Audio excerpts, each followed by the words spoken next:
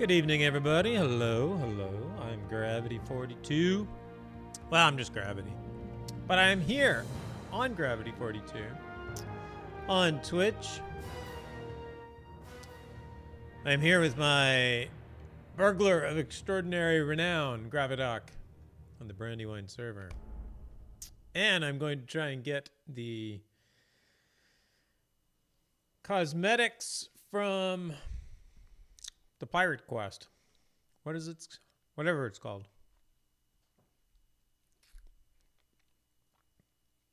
Thanks for joining me here on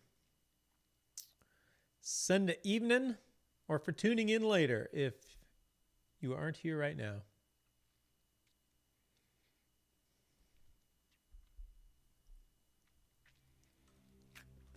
Gimli. Oh, apparently I'm in Mordor. Wow. I haven't played this guy forever.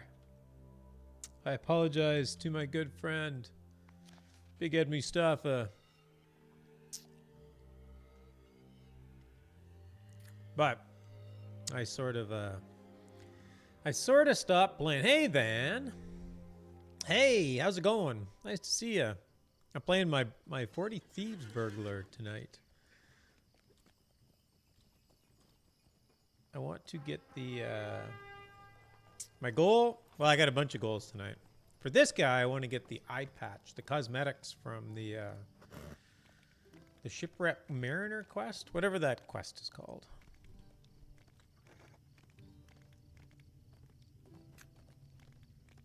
I have Hobbit presents. How are you? Hey, then. Nice to see you. Thanks for dropping in. Daleman's Crabs. Oh, man, I was almost out. You're getting back into LotRO? Nice. And a massive pile of silver scraps.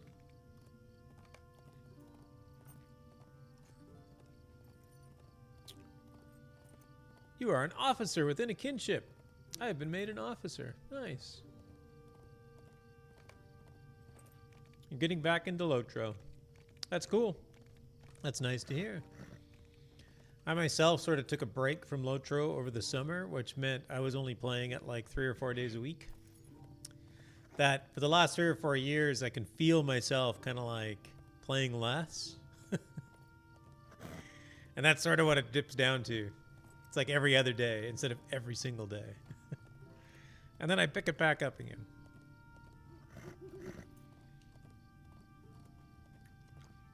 At the beginning of this year, probably for the first half of this year, I was playing Gravidoc here on Brandywine as part of the 40 Thieves.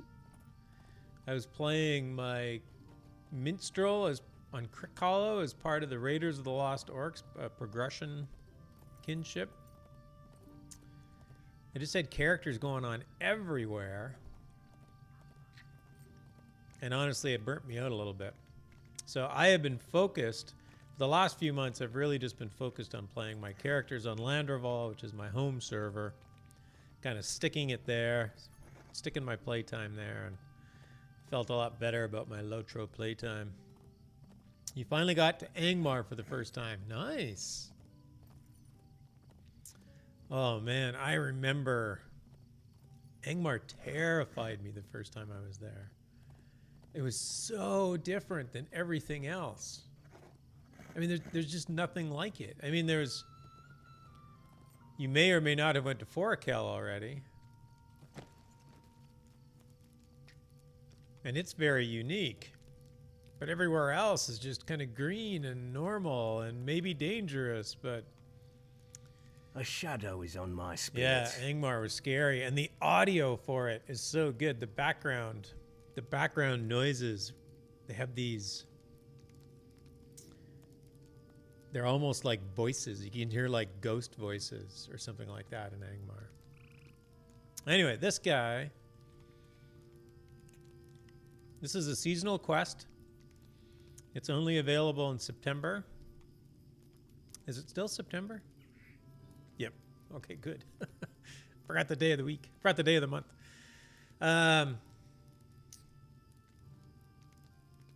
And it's very simple.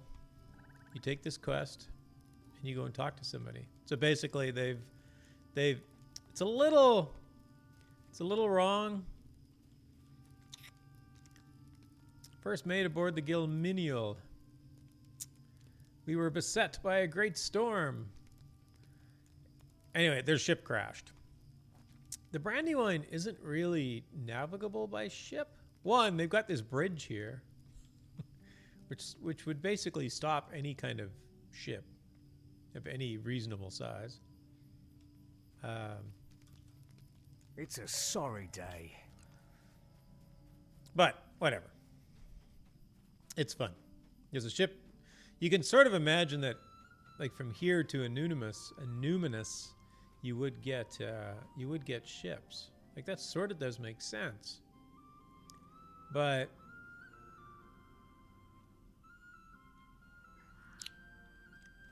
it's a bit odd. Tolkien actually described this river, and there's actually a set of there's a ford, a very large ford, downstream from us here, that would have made any kind of shipping. You couldn't take a ship over the ford. I can't remember what it's called.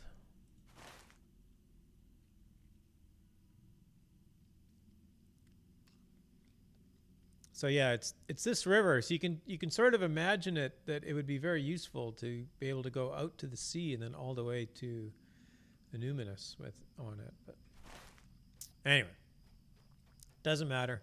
Game adaptation, perfectly legit. There is a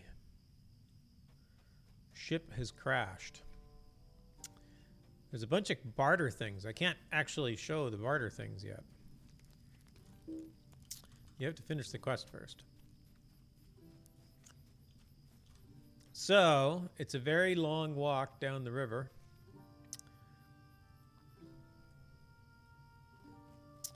And you will go along and you will pick up waterlogged crates, which I believe are all ale. Oh, by the way, these are supplies necessary for the defense of Numinous. I think every single one of them is ale.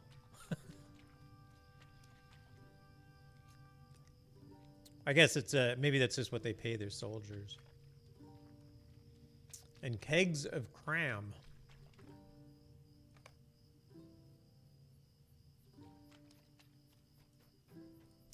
Anyway, these things are barter items. And when you finish the quest, you can go back and barter. I'll keep going. You don't need to pick up every last single one of them.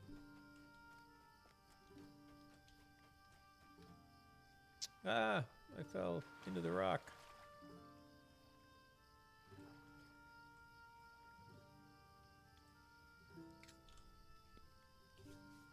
Had to cross stream. But yeah, they have some cool. There's three cosmetics. That's the word I'm looking for. And one is a pirate's hat, and the other one is an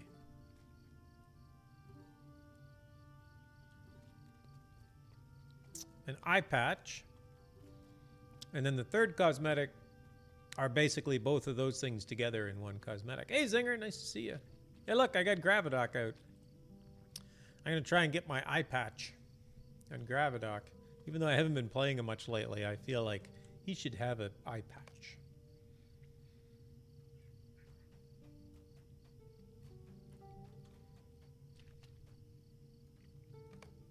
Holy, but I know, right? I'm even sporting the shire-plum. And the tankard. I've never done these quests before, ever, on any character. I did it earlier this afternoon on my main character, and I found 3 lockers, and I don't know if this happens for everybody, but I opened 3 lockers, and I got all 3 of the cosmetics.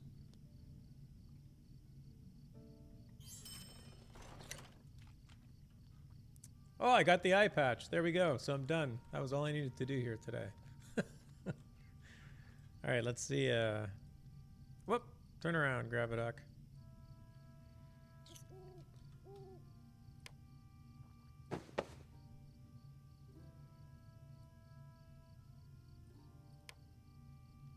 There we go. I got the eye patch.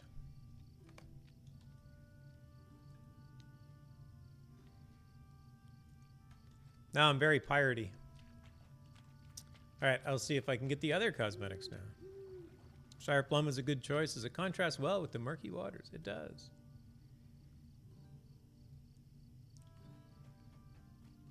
I'd pick up the rhubarb and send it to Olip, but I know I'm just going to get it back in 30 days.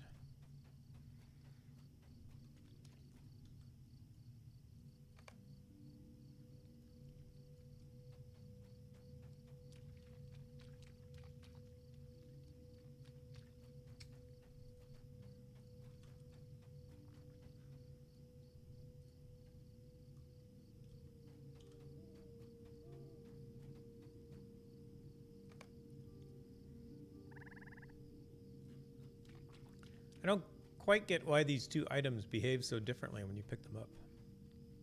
I've been remailing him the butter and whatnot you got from hitting 111 over and over. That's funny.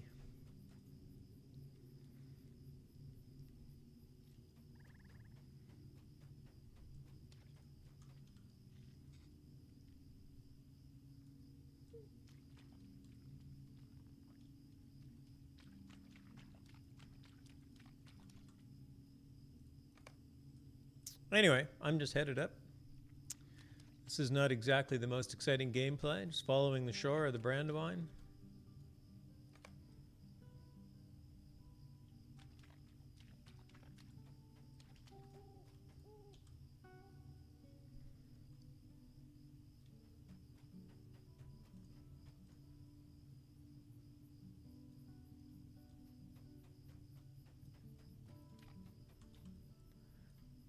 Hope everybody had a good weekend.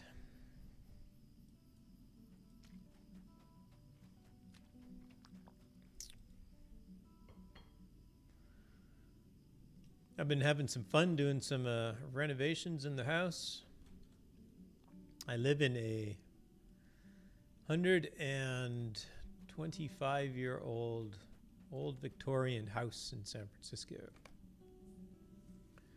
So renovations are always a adventure.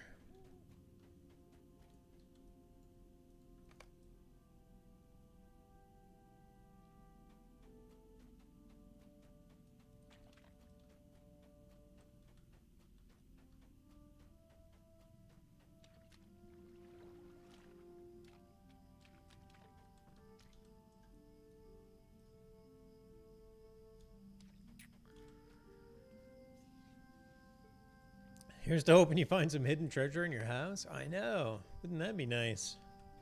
I found a few things, but I wouldn't call any of them treasure. But yeah, it's kind of cool. One thing we often find are some of the original nails. So the original nails that went into the house wouldn't have been manufactured. So they're the flat, square nails instead of the wire nails we get now.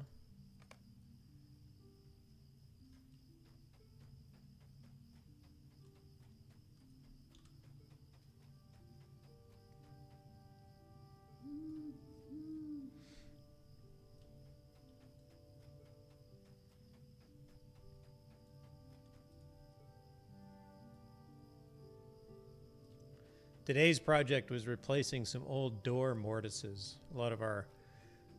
A lot of the doors are, I don't know if the doors would be original, but the doors are very old, so they're solid wood. Except for the many number of times that they've had new mortises replaced, in which case there's a lot of Bondo that goes into it. There's a surprising amount of Bondo used in housing, or at least surprising to me, to repair wood when wood filler just will not do. Yeah, hopefully no skeletons. I haven't found any skeletons yet.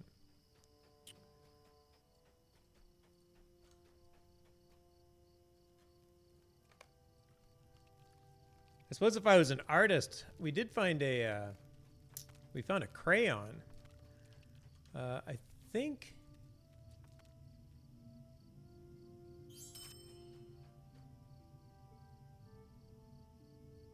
I got 48 copper coins. I don't think I've ever got money from those. That was weird. Anyway, we found a crayon inside of a wall. And I think my wife went and tried to figure out what year it was, and we're thinking it was the 50s that it went into the wall.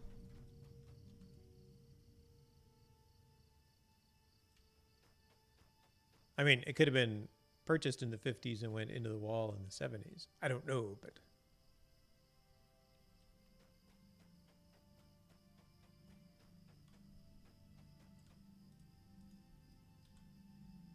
Yes. Stop making me click yes. Yes to all.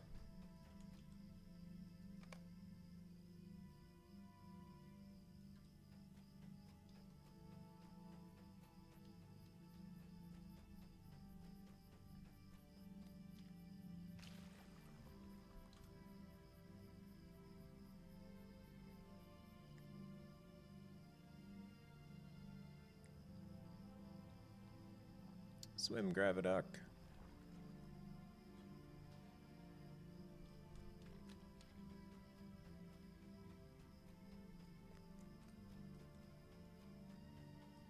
I've always been impressed by how little evidence of like mice or anything. So speaking of skeletons, I wouldn't be surprised to find a mouse skeleton or something, but we don't even find evidence of them really. Occasionally, if I go up in the attic, I might find a little bit, but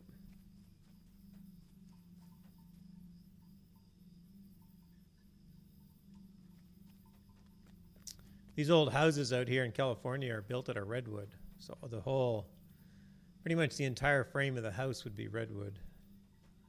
And redwood is very resilient to bugs. You don't tend to get termites in them. You can, but you don't tend to. And I assume it's the oil that's in them that the bugs don't want. So it's possible the mice are also repelled by that. Not sure.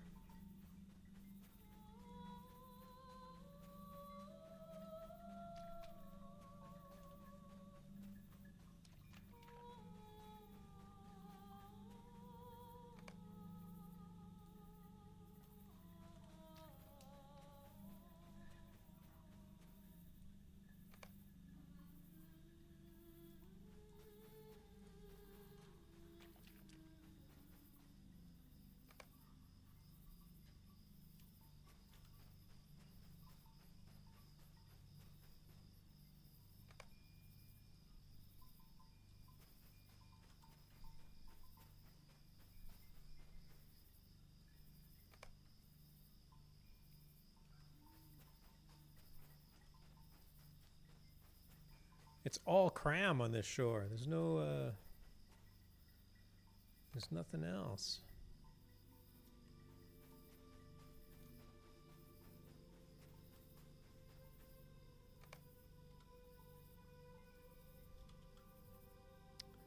It's in festivals.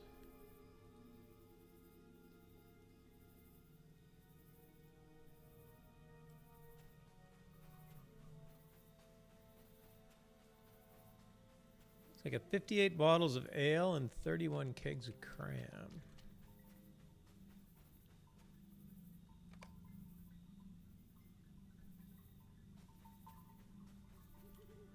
I think the things are worth 25 ale and 15 cram each. So I actually probably have enough already.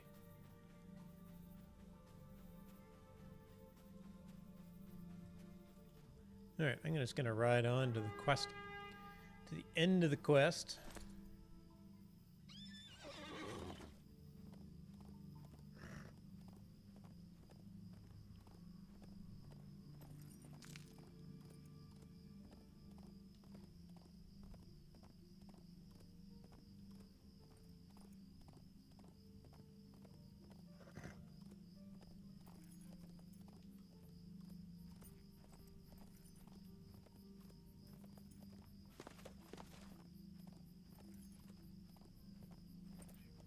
And I suspect after this I can find something a little bit more interesting to do. Not that hanging out with Gravidoc doesn't have its merits, but...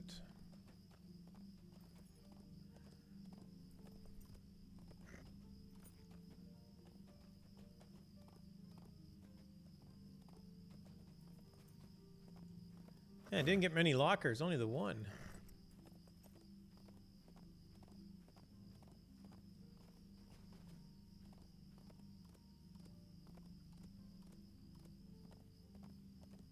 Farming sim?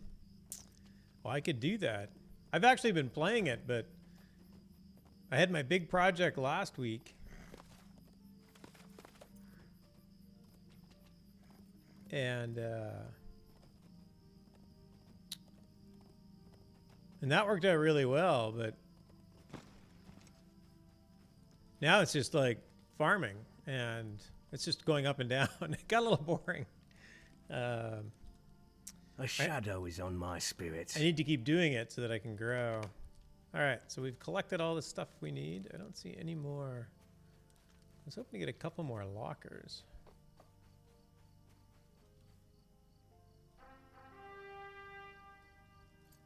We'll ride back down the river. We'll see if we can find a couple more lockers.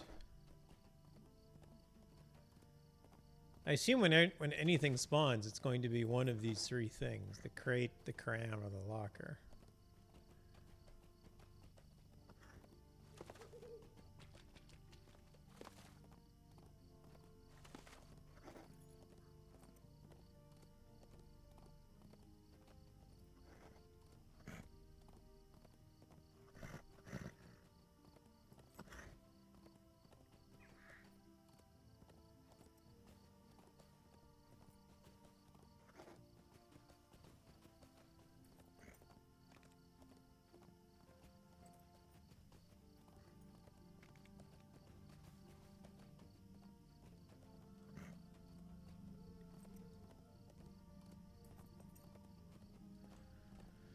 The lockers would be nice to find.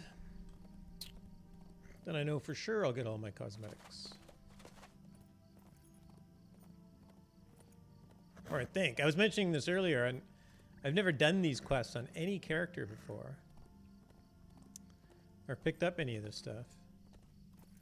So I went on my main character on Landerwall this afternoon. I went and did this quest.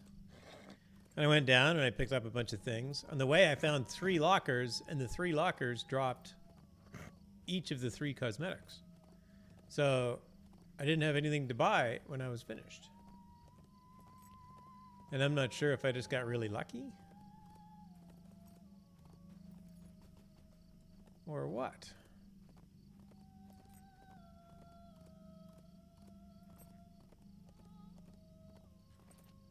Whoop.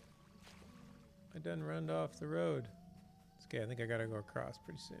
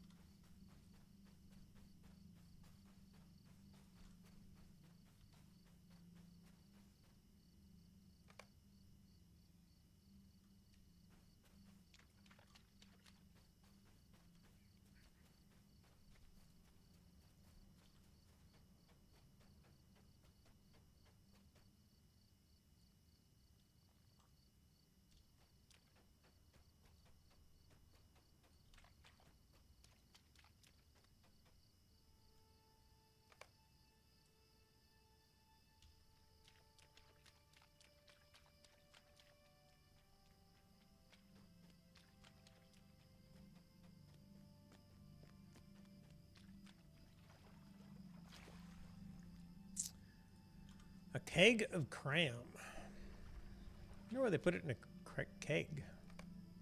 They put the ale in boxes and the cram in kegs. Seems a little backwards. Or maybe it's supposed to be that they're like smuggling it, so.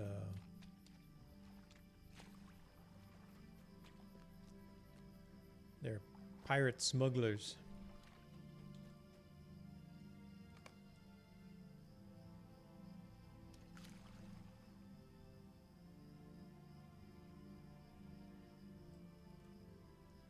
Head over and check out the island. Go for a nice swim. The invaders of Innuminus have reclaimed Guadelbend on Brandywine. Good job, invaders of Innuminus.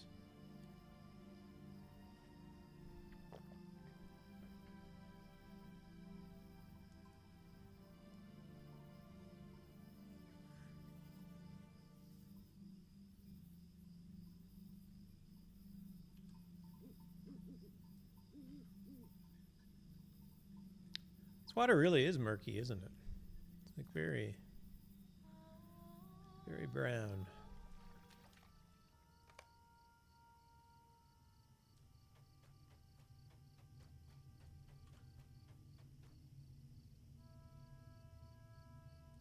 All right, is this the little island? Where's the island?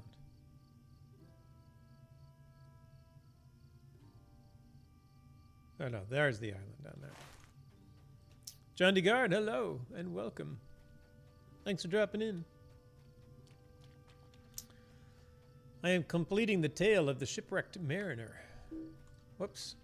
I always mix that up. Yes, and then wait.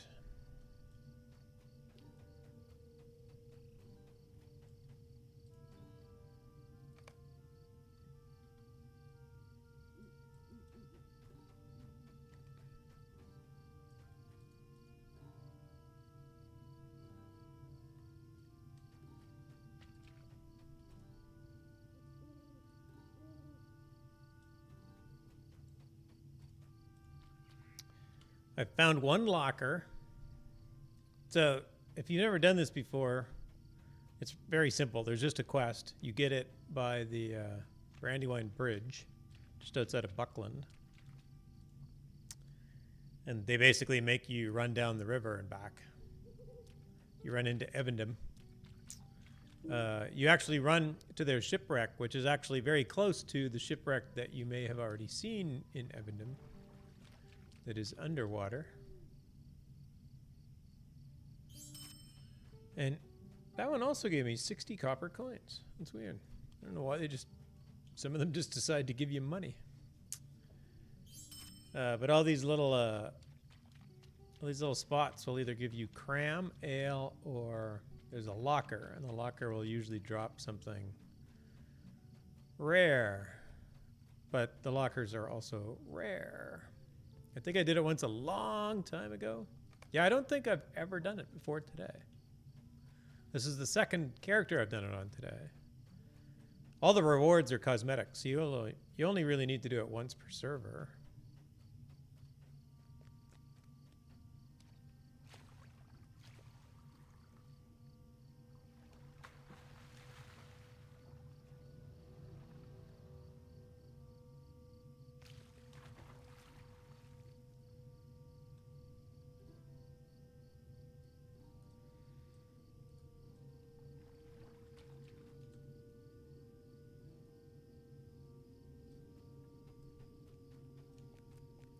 And I'm probably picking up way too many of these. But I don't think they're bound, so I think I can actually buy a bunch of things and give them out to other members of the 40 Thieves, just in case people want an eye patch. So one of the things that I already got it, I got a locker. So I got the cosmetic, which is this eye patch, which is pretty much what I was looking for.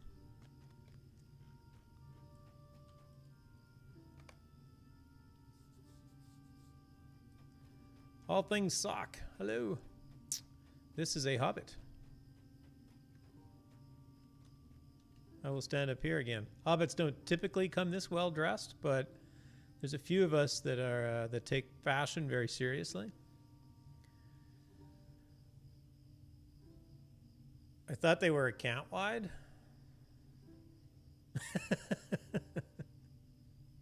So I'm a member of the 40 Thieves. We are a all burglar kinship on the Brandywine server.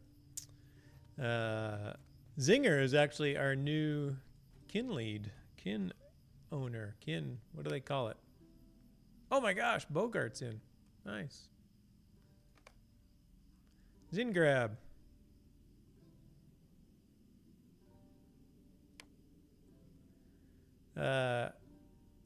But yes, Big Ed Mustafa will quite often stream 40 Thieves activity. And we were actually doing a pretty good job of streaming every Wednesday. He would have Wednesday night heists. Then it moved to Friday, and we had Friday night heists.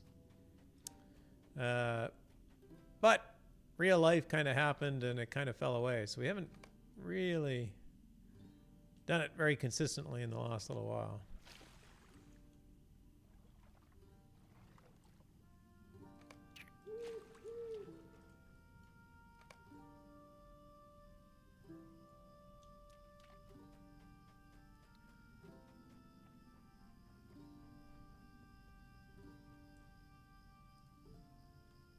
I think I got a chest and would like a locker if I can find one. Did you say you thought they were account wide? I mean, they're cosmetic items, so I assume you can transfer them around and then they'd be account wide. It's every now and again heist, so yeah, he is trying to get it back.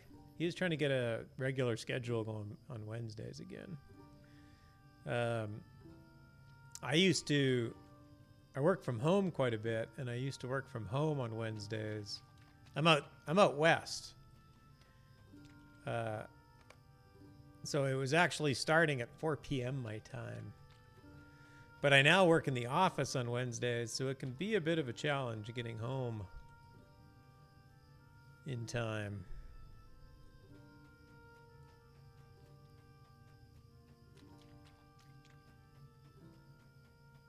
Oh, the ale and kegs? Yeah, they're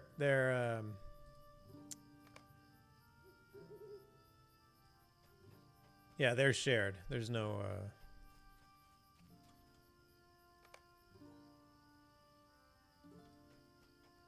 Yeah, I don't think this quest is really meant to be a grind.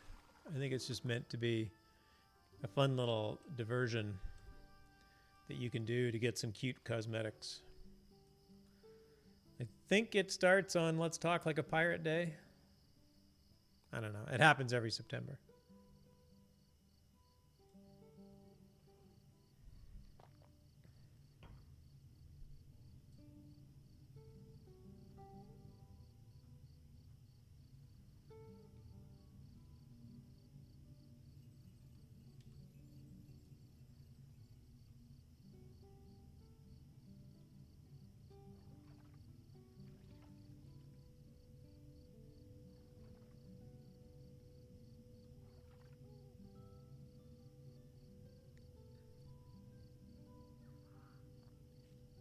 And you get to go for a nice swim in the Brandywine.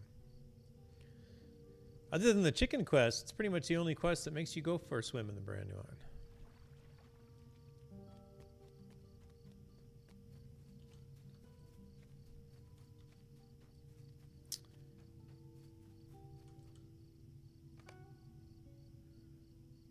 All right, I got 50 kegs of cram, which is probably lots.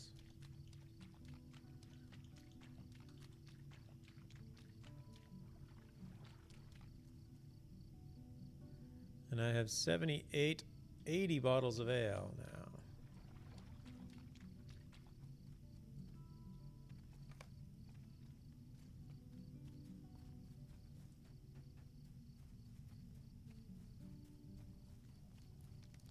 I only got one locker, though. It's too bad. What can I do for you? You're welcome. All right, now you can use the barter vendor. Hello, friend. Can I help you with something? So it's 25 and 10. So I can buy 3 things. So I'm going to buy one of these.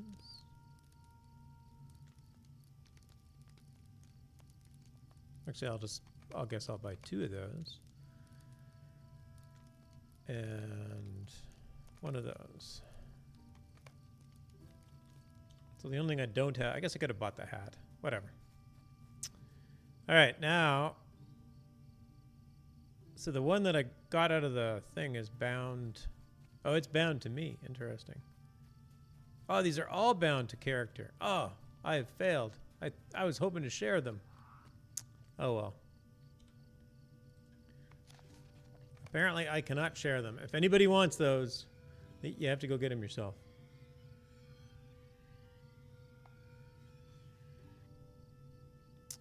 That would have been wise to check before I bartered for them.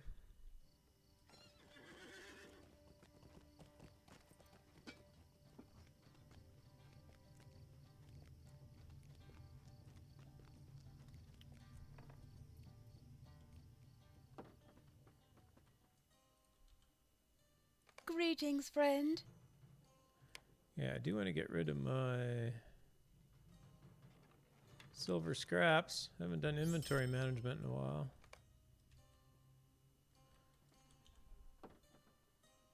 How can I be of service? Yeah, and I can drop these in the wardrobe.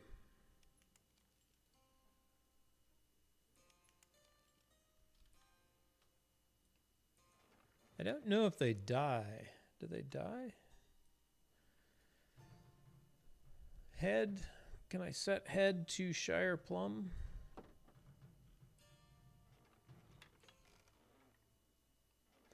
It'd be interesting if during this event they had something special with Inn of the Forsaken, since it's kind of piratey, treasury, the Goonies-y. Yeah. Yeah, they didn't. No, it doesn't look like that thing dies. Yeah, they don't. I feel like somebody did this because they really wanted something in September to do with pirates. You kind of look like a James Bond villain with an eye patch on. That's kind of what I'm going for. I could do the hat, the whole hat. It also doesn't die, so there's no dyeing them. Oh, and you actually get a. Oh, it probably does die. So this dies in the back.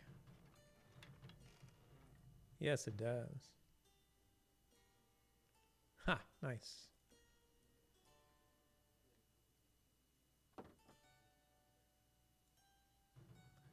I'm not sure if I have shire-plum dye, though.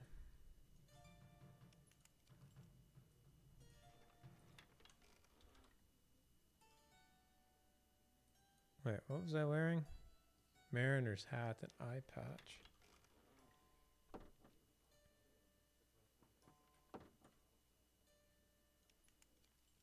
I mean, they could have done National Cheeseburger Day instead, September 18th. They could have.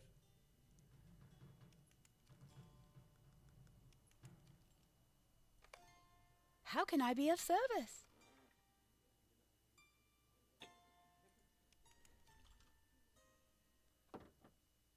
Oh my god, I got exactly one shire-plum. I guess I can use it.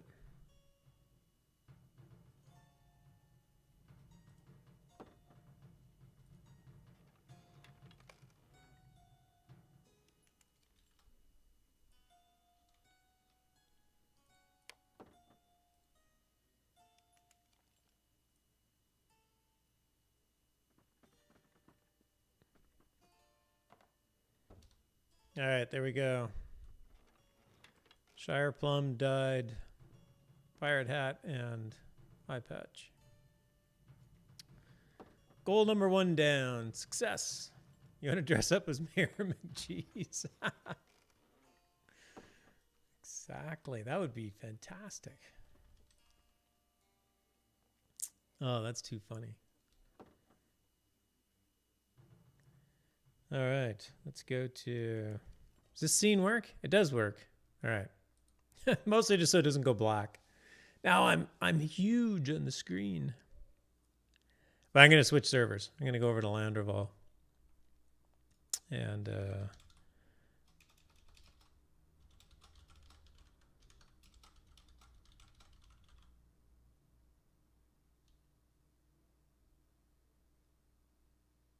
I suppose we already have the Hamburglers down. Hello, Delarfin. Hello. Thanks for dropping in.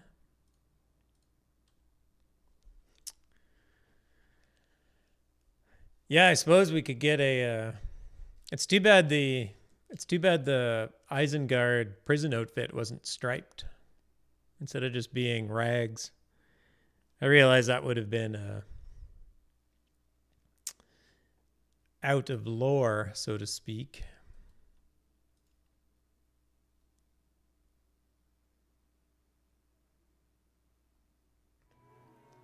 All right, back to something slightly more interesting. I was going to play more of my Guardian. Play a little bit more of my Guardian. Or not my Guardian, my Champion.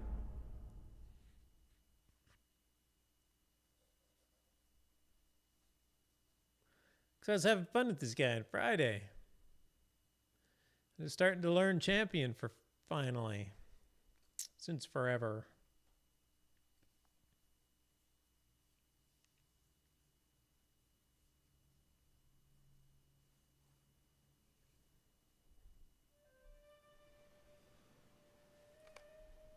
Oh, and I can start with daily tasks, which is why I left him here. Let's open this window again. I use the daily tasks plugin so that I don't have to remember them all. And I am actually trying to finish off rep with him. So I could use Rangers of Estelden, Losseth, although I don't think I've done any quests here yet. And Council of the North.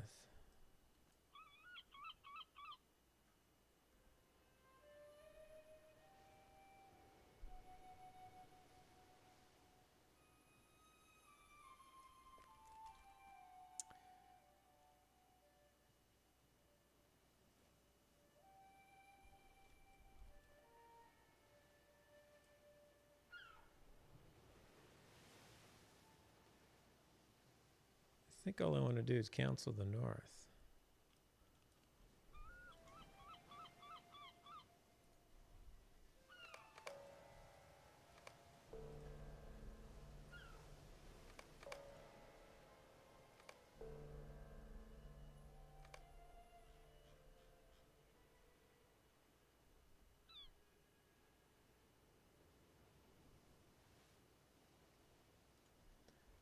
A whole bunch of broken wooden clubs.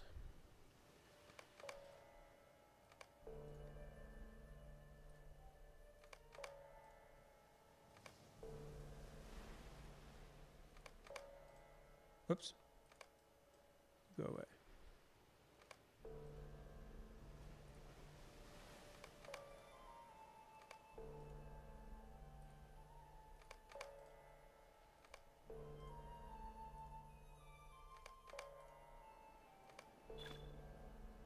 That's it. Task limit reached. Which is only 8. Yeah. Daily tasks out of the way. At least on this guy.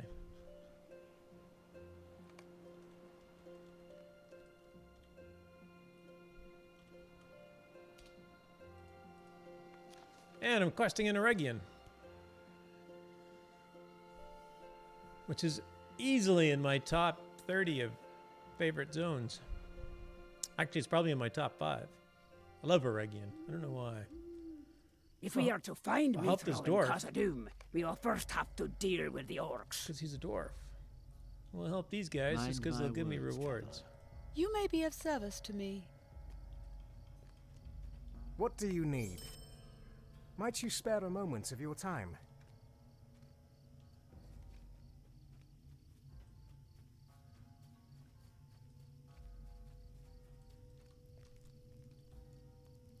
Stay a moment. Will you lend me your ear? Mind my words, traveler. I think I've got all the quests.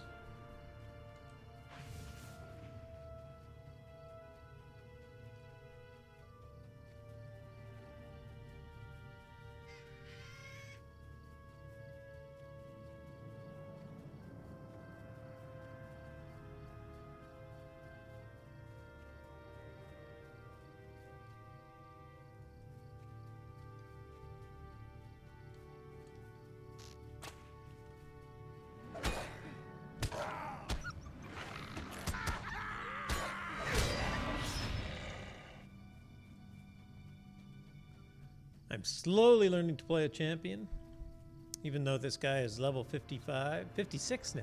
I gained a level on Friday playing him. He was a crafting alt forever, so most of his levels have come from that.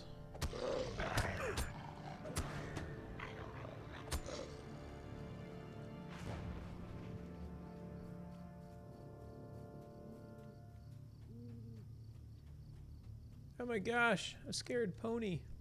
One scared and noble steed.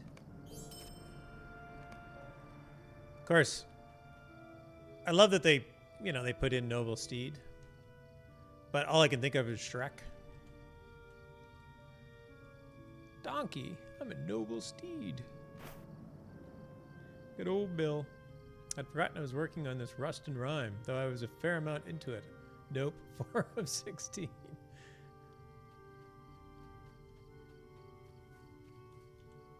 It's a nice set of quests. Predators approach. Well, come on, Predator, let's go.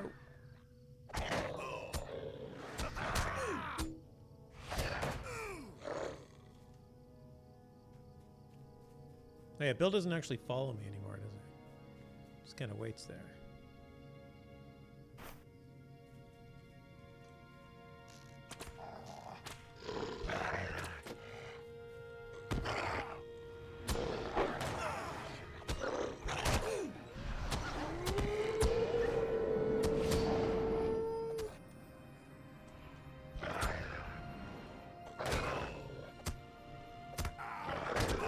It's all good. I don't plan on rushing into the new area when it will be so well populated at the start. Yeah, I don't typically sit on the edge of an area waiting for it to open either.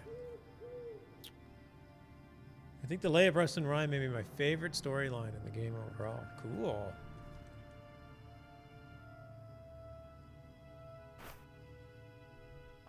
I know I did it. I finished it once, and I can't wait to do it again.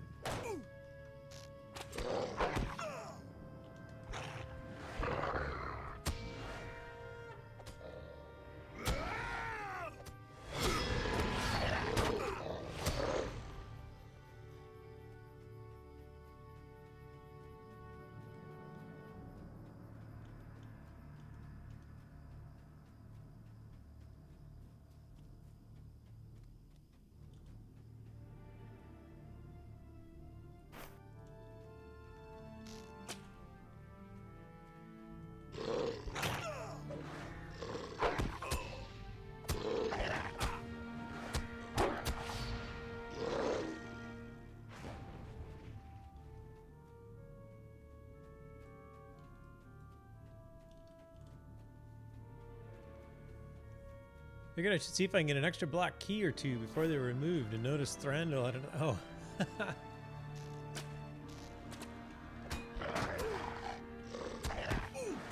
Yeah, you might as well get a few keys. Won't hurt to have the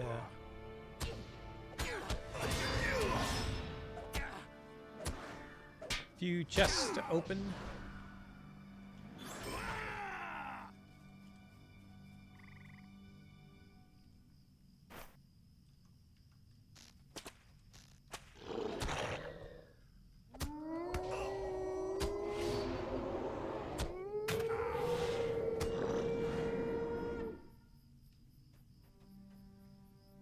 Talk to Bill the Pony. Oh, I can call him. Oh, that's right. I could have called him for this whole trip. There he is. Hello. Hey, thanks for showing up. You've made it.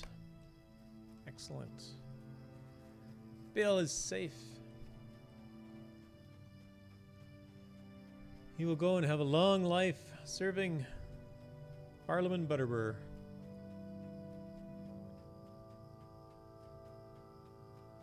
Yeah, I'm the same way, Zinger. I don't care about getting to content first.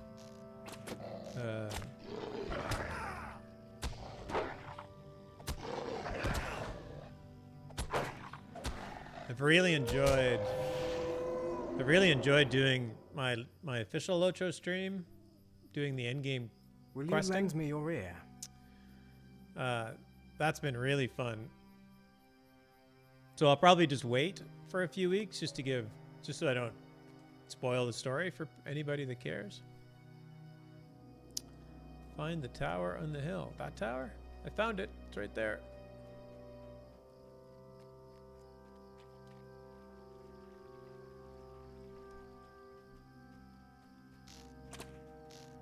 But yeah, I think even with Mordor, I mean, I pre-purchased Mordor, and I don't think I went into the quest for several weeks.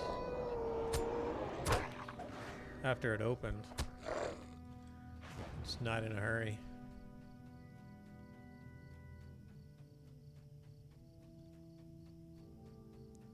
I can wait for the bugs to get fixed.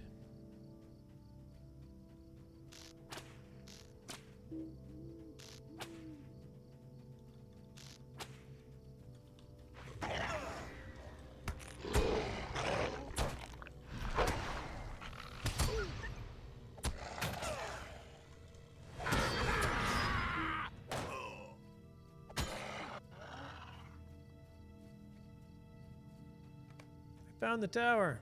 Look. Nope. Nothing to see. What did I see? You see no sign of the company. Oh, there it is. Yeah, when it comes to the stream side, there's definitely a split of those who want to stream the new stuff and hope they can get an audience, and that may not mind spoilers, and those who prefer to wait. Yeah. Oh, for sure. Yeah, and I'm sure that there's a pretty good size audience that wants to see it right away, even if they're not there. They can watch it on a stream. That's cool.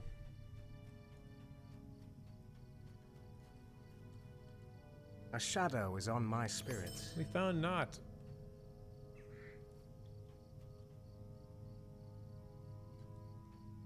Defeat the messenger. Okay.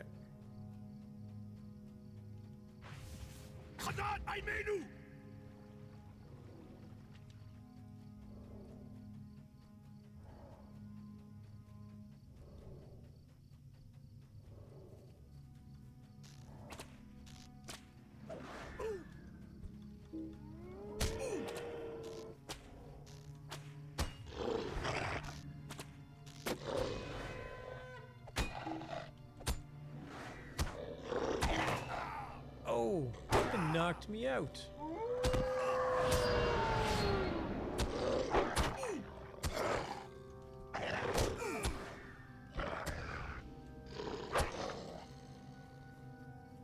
Unlike non-players who may be persuaded to play the game because they see that, whoa, you guys are in Mordor now. I hear ya.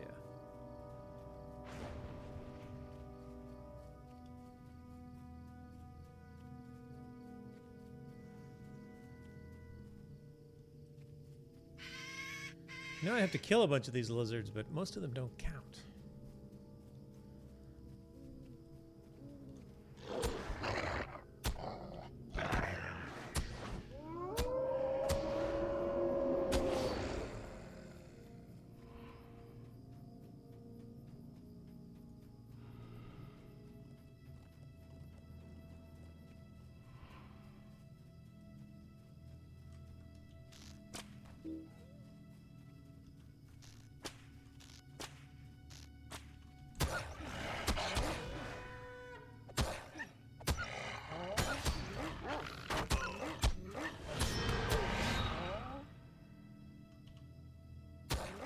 Come on, do it.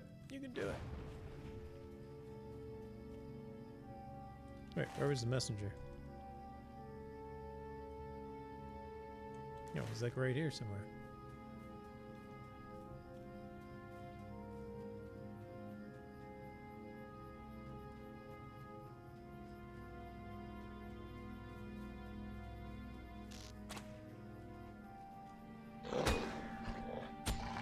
Oh, I bet you that player I just saw killed him.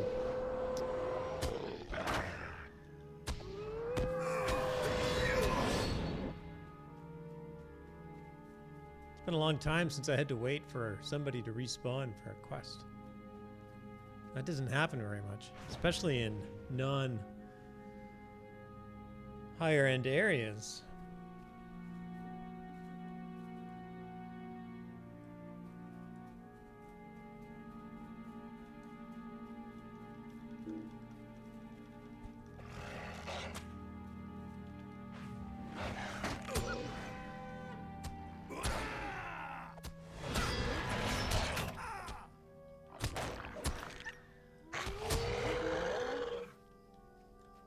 There it is.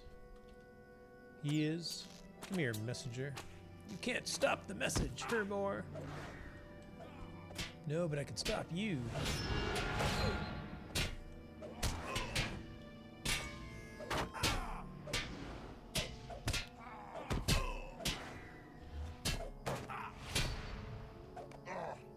You are a tough fight.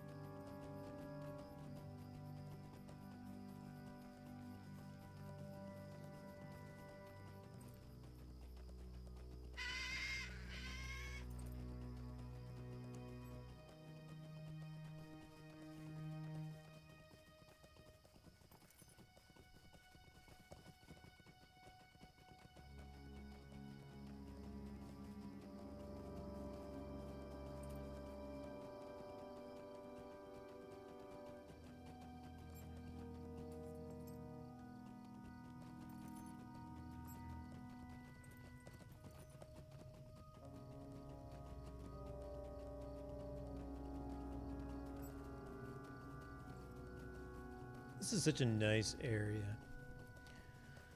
I love the landscape here. The big rocks in the ground remind me of San Diego County. There's some areas there with huge rocks. Stay a moment. Find the Red Horn Gate. That I can do.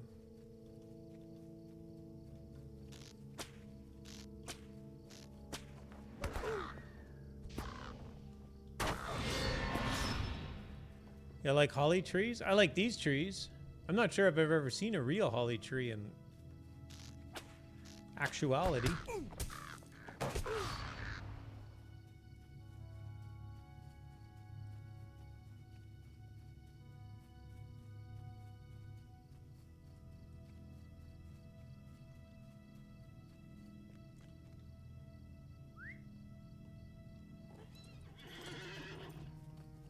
But I do like them in the game.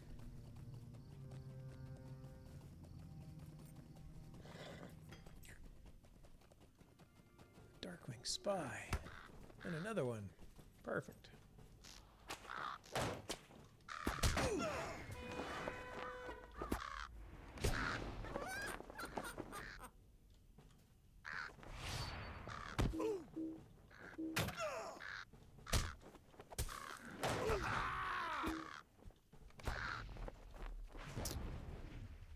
Hey, I just came back to the game starting yesterday. Not subscribed and no expansions, etc. Any tips of new players since the last time I played was launch? Oh my gosh, that's a long time ago. Also, what level can you get with ease without buying anything? Regian was also known as Holland for its olive trees. Yes, I do know that. Atharax, welcome. Thanks for dropping in. I would be more than happy to answer all of your questions that I can.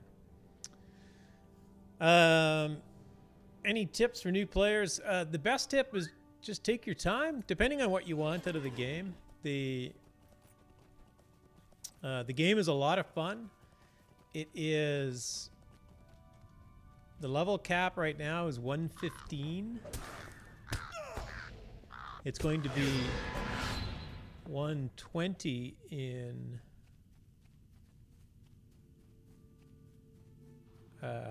several weeks. There's update 23 is coming out.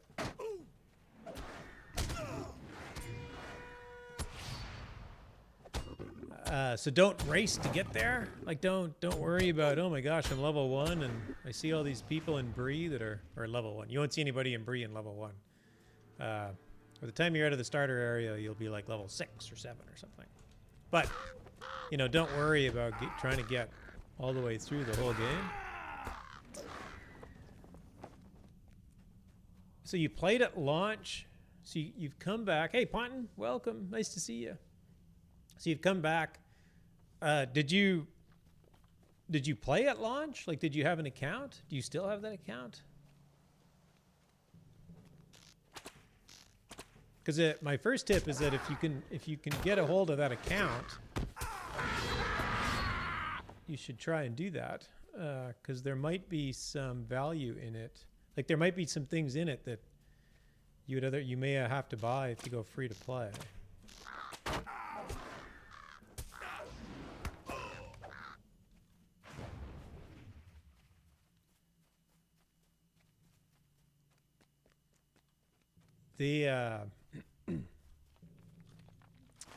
So when you start the game, depending on the race you pick, you're going to start in kind of one of three areas. There's an intro area that takes you to like level 6 or 7 or so. Yeah, I'm on that account. I have 10 years worth of anniversary gifts, but as far as I can tell, no extras. I didn't play much at launch. Okay. So you're going to start in like Eredlun or the Shire or Breland, and those areas, you're going to go from there to the Lone Lands. So part of Breland, you'll end up in Breland at like level, if you don't start there, you'll end up there by level 12 or 15. I might be getting these numbers a bit wrong. And then from Breland, you'll do, like in Breland, you'll end up in the Barrow Downs. There's quite a bit of content around here. There's a whole bunch of content around the Barrow Downs and whatnot. And you can work through that. You'll then go into the Lone Lands. That'll take you to like level 20. That'll take you from level 20 to 30 or so. And then you need to buy, wait, I can't remember. It says my account is premium. Yeah, so premium means you've spent money in the store already. So there's free to play, then there's premium, then there's VIP. VIP is the subscription you pay monthly for. And I've always played as a VIP account. So I don't always remember what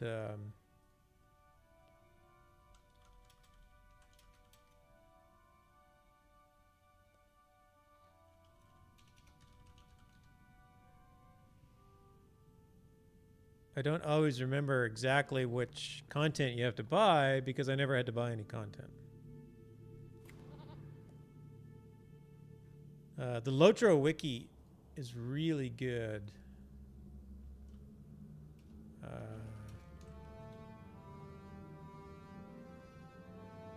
Hey, Hardit! Thanks for coming by. Nice to see you.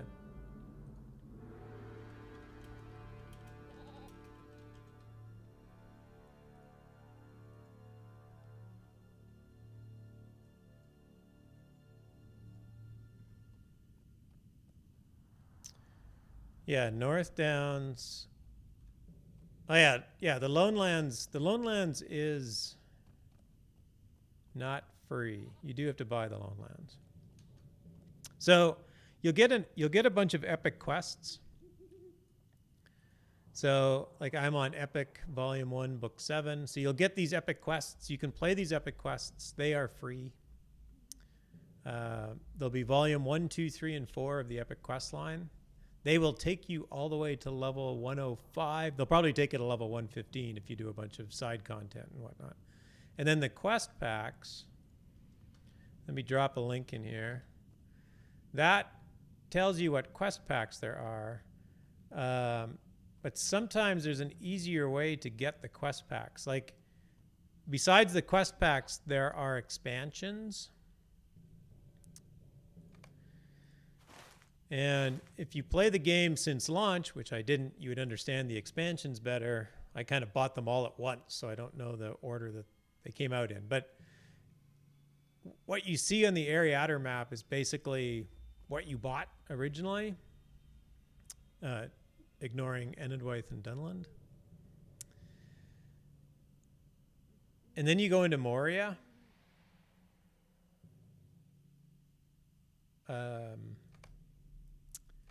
So Moria is an expansion that you can buy.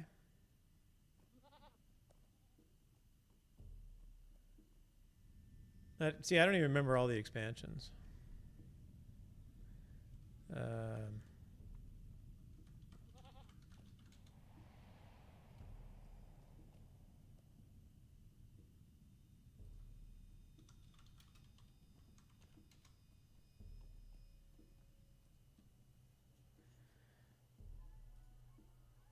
Here they are. All right. So there's another link, and that will list all of the expansions. They're in order of recency.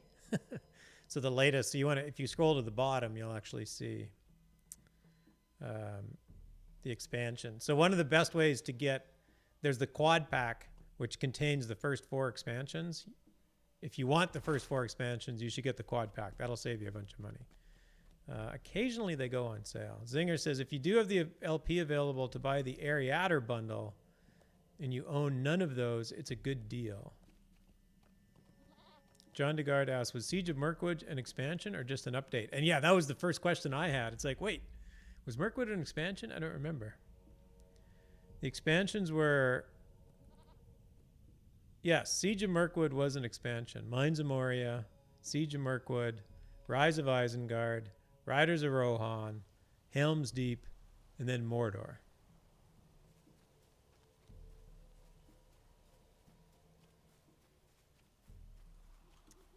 But you don't need to worry about those too much. But yeah, like Zinger said, there's an Ariader bundle for content. So if you're going the free-to-play, non-VIP model, when you do this content, like if you go and do these starter areas, you're going to get deeds and whatnot. So you're going to get a deed like, so in Breland, I can get a deed for exploring it. Explorer of Breland. Oh, that's a bad one. Barghest Slayer. Barghest Slayer will give me 10 LotRO points. So that's currency you can use in the store. And as you play the game, you'll just naturally earn LotRO points. If I play through an evening for 2 or 3 hours, I'll earn like 25 LotRO points without trying. If you try, you can actually kind of optimize how much LotRO points you earn, and you can earn quite a bit. And there's people that will do that. They'll actually set aside an afternoon and try and earn 400 or 500 LotRO points, because that will buy them a quest pack, a content pack. Once you buy the quest pack, you have it on your account forever. It's not a character thing, it's an account thing.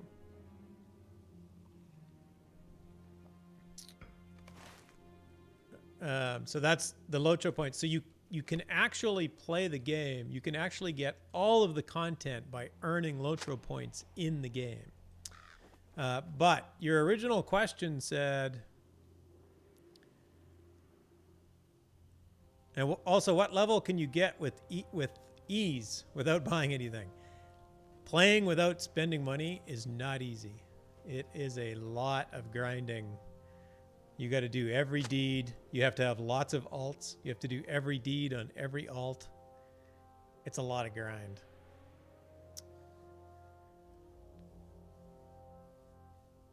Question for everyone: how's the server populations? I want the heaviest populated. What times do you think you typically play? Like, would this be a normal play time for you?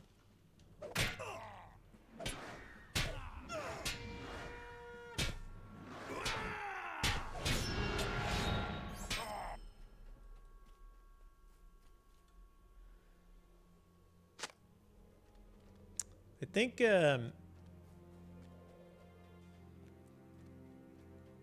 now in like the past 7 hours-ish or so. Okay, so if you want a heavier server, Crick Hollow is probably a good choice. So Crick Hollow used to be at the top of the list recently, and as a result, it tends to have more people doing lower end content.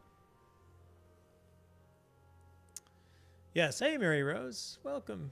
Thanks for dropping in. Yeah, as Mary Rose said, Evernight is good for EU. Arkenstone is good if you want to get into the PvP. So there's a player versus monster player feature in the game. Arkenstone tends to be, or is thought to be, one of the better servers for it.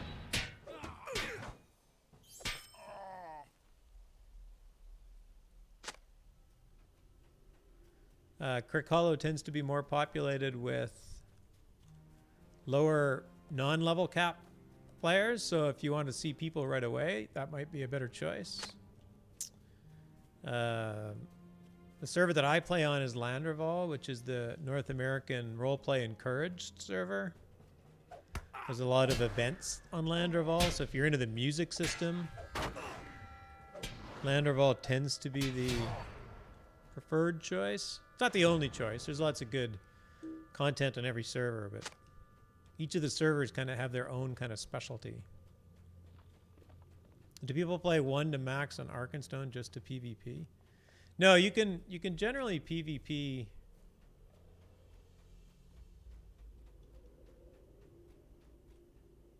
You don't really need to get maxed. Your character gets adjusted. Now, if you don't actually get good gear, then that's a different story. So. But yeah, I think there are some people who will play to PvP. The PvP is not the draw of this game. The developers do not put a lot of effort into the PvP side of things.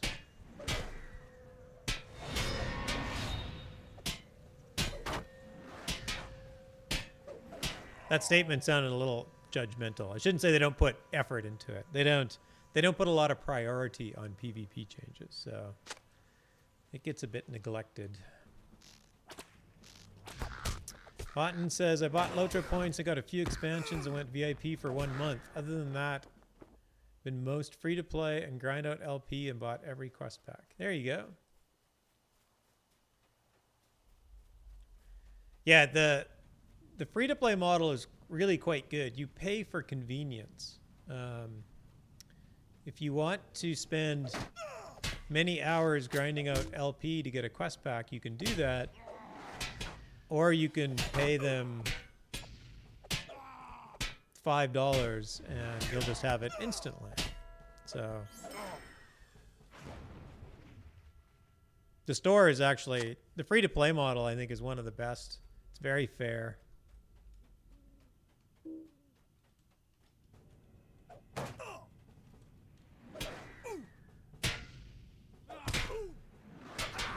I don't know if you might know, it's been a while for you, but with VIP, correct me if I'm wrong, but I just would need expansions because quest packs. Yeah, if you're VIP, you don't buy content. Content meaning quest packs. The quest packs are usually regional. So I am playing an Eregion right now. So all of these quests that I'm currently doing are gated by a quest pack. But when you're VIP, you get all of the quest packs. But when you're VIP, you still have to buy all of the expansions.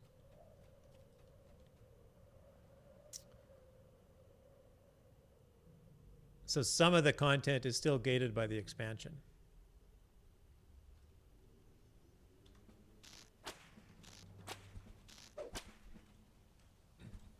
Come over here. Come over here. Come on. You can do it. There we go.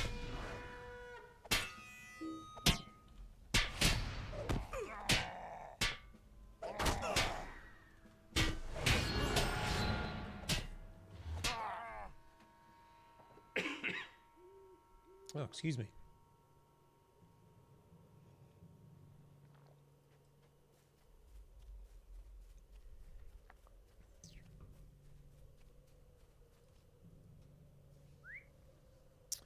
I'm very comfortable with the $15 a month. I hop from MMO to MMO all the time.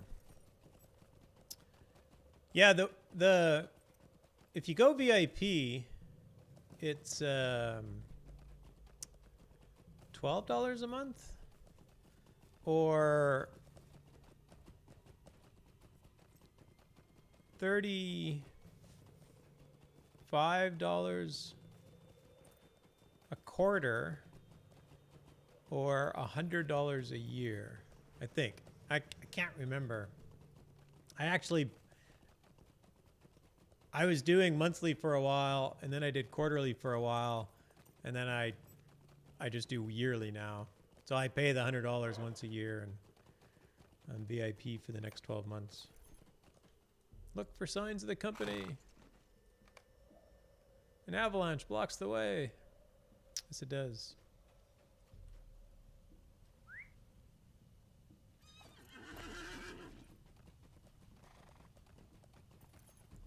The way I see it is I don't mind the $15 and I really like the game. I know I won't mind buying expansions and I need them. Yeah, it's the one downside to VIP is that when you're VIP, you don't, like if I went back to free to play, I would have to go buy all the content packs. Like I don't own the quest packs. I wish there was a way that I could almost pay for them so that I could have the choice to go back to free to play.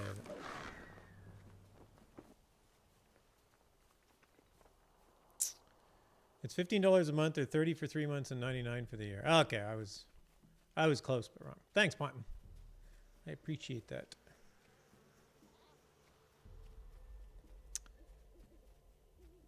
Oh, I missed some chat. Mary said, I've gotten spoiled with VIP. I like mailing from anywhere to other characters. Yeah, there's no... VIP will get you 500 LotRO points a month.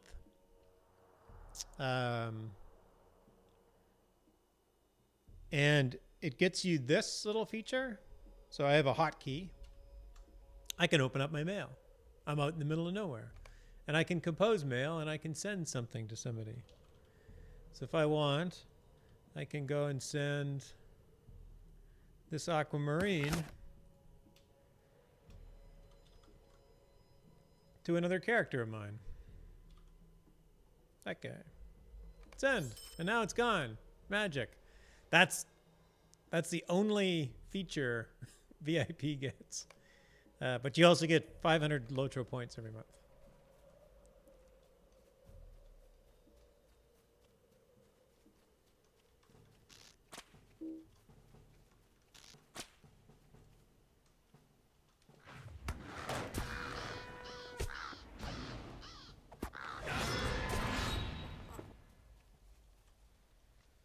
If you're on VIP and plan to end it after the end of that month, make sure you have loaded up on as many characters and at least log them to unlock many of the perks that are permanently unlocked on that character.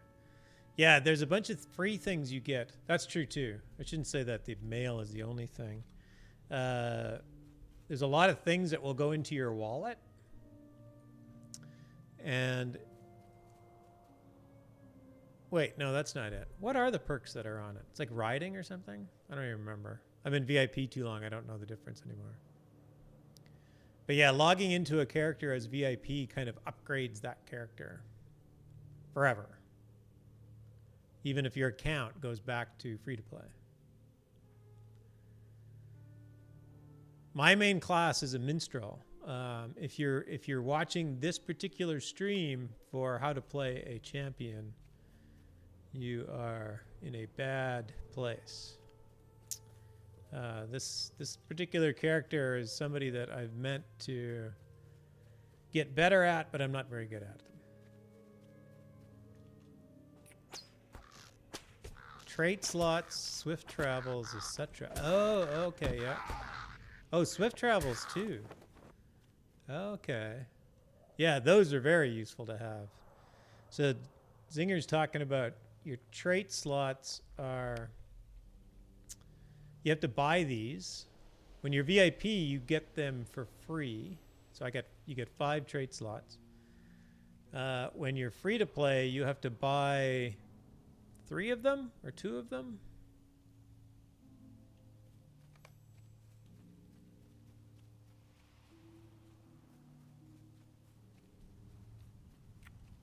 And yeah, swift travel is very useful. You'll want that. It allows you to take a stable horse from one place to another place instantly, basically. Make sure your characters are level 20 to keep the perks. Lovely. Oh, level 20. Okay, cool. The Zen of SF. Good evening. Welcome. Thanks for dropping by.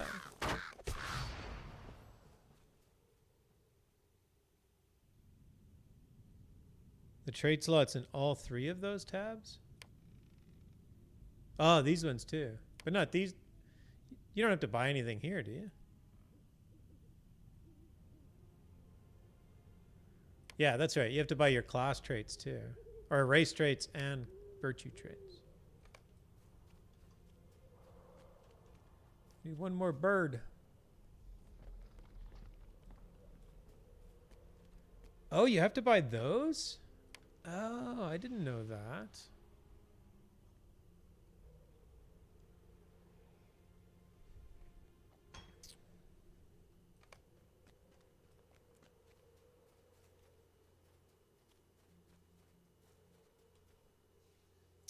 General question for everyone. I'm a bit stumped on a class to play only because I love playing like everyone style DPS tank heals, etc. What do you guys like and why? Hey, goofy old lady. Nice to see you.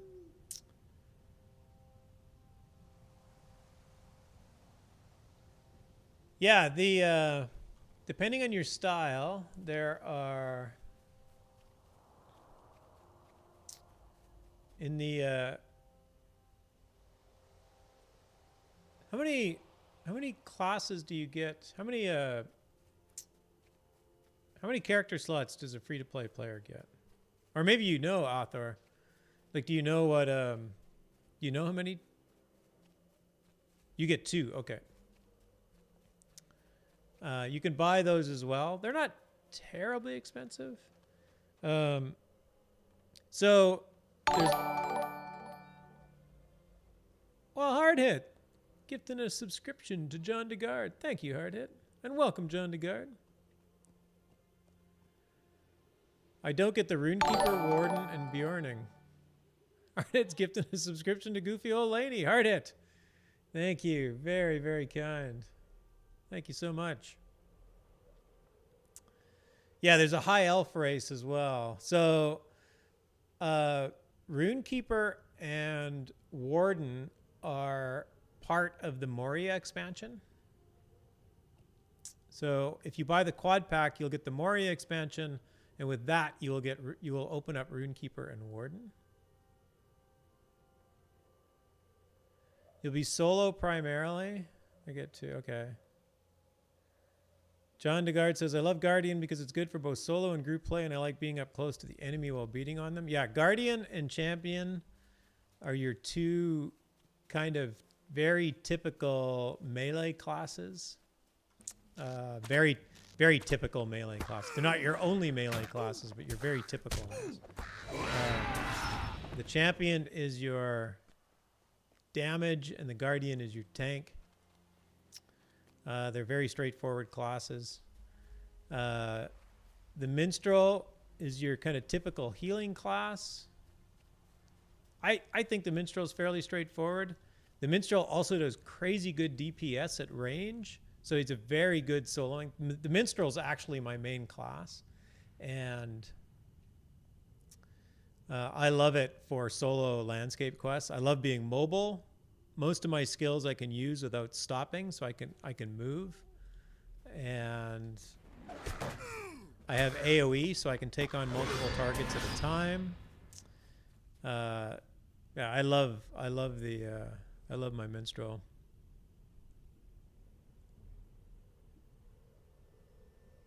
Hey, Manuli, welcome. Do y'all mostly like to play LotRO solo? I love both, actually. I love playing solo and I love playing in groups. For very different reasons. I love the social aspect of grouping up. It's hard though, like doing quests like this, it's hard to get a group together because everybody sort of has to be at the same level and have not done the quest and so forth and so on. Oh yeah, Hard Hit. That's a good point. So Twitch has this thing going on called September, and if you have been gifted a sub, and Hard Hit is a very generous gifter of subs on more than this channel, you could take advantage of September and continue your sub for just $1 into the next month if you're interested in doing that. So you go and look at, in Twitch, you go up to the top right, sorry, it's my left hand, but top right, it's over here. And click on your name. You can look at your subscriptions. If you look at gift subscriptions, you can continue them. So if you want to do something like that, that's very cool. Mary Rose says guards are wonderful. They look beautiful to hold aggro while everyone else does the work killing. Yes, they do. Minstrels are not your typical melee class, unless you are a Pulu Felgar. That's right. I'm addicted to DPS minis. Yeah, DPS minis are very fun. Does Minstrel DPS fall off later on? That was my main worry, just because they are known as the healers. They are not... They would be... Minstrels in a big raid group would be a healer. If you had a lot of minstrels, you wouldn't go to the minstrel for DPS. But they could do a little bit of healing and a little bit of DPSing. They've got setups for that. But for landscape quests and soloing content, it doesn't drop off. I can do a lot of damage to fairly tough enemies very quickly on my minstrel. You get them geared up good, and they are good. They're solid. This guy's a long way. Oh, I got a named dude. What is this dude? Can I take this guy? Think I can take this guy? Let's try it. I don't know what I'm doing, but let's try it.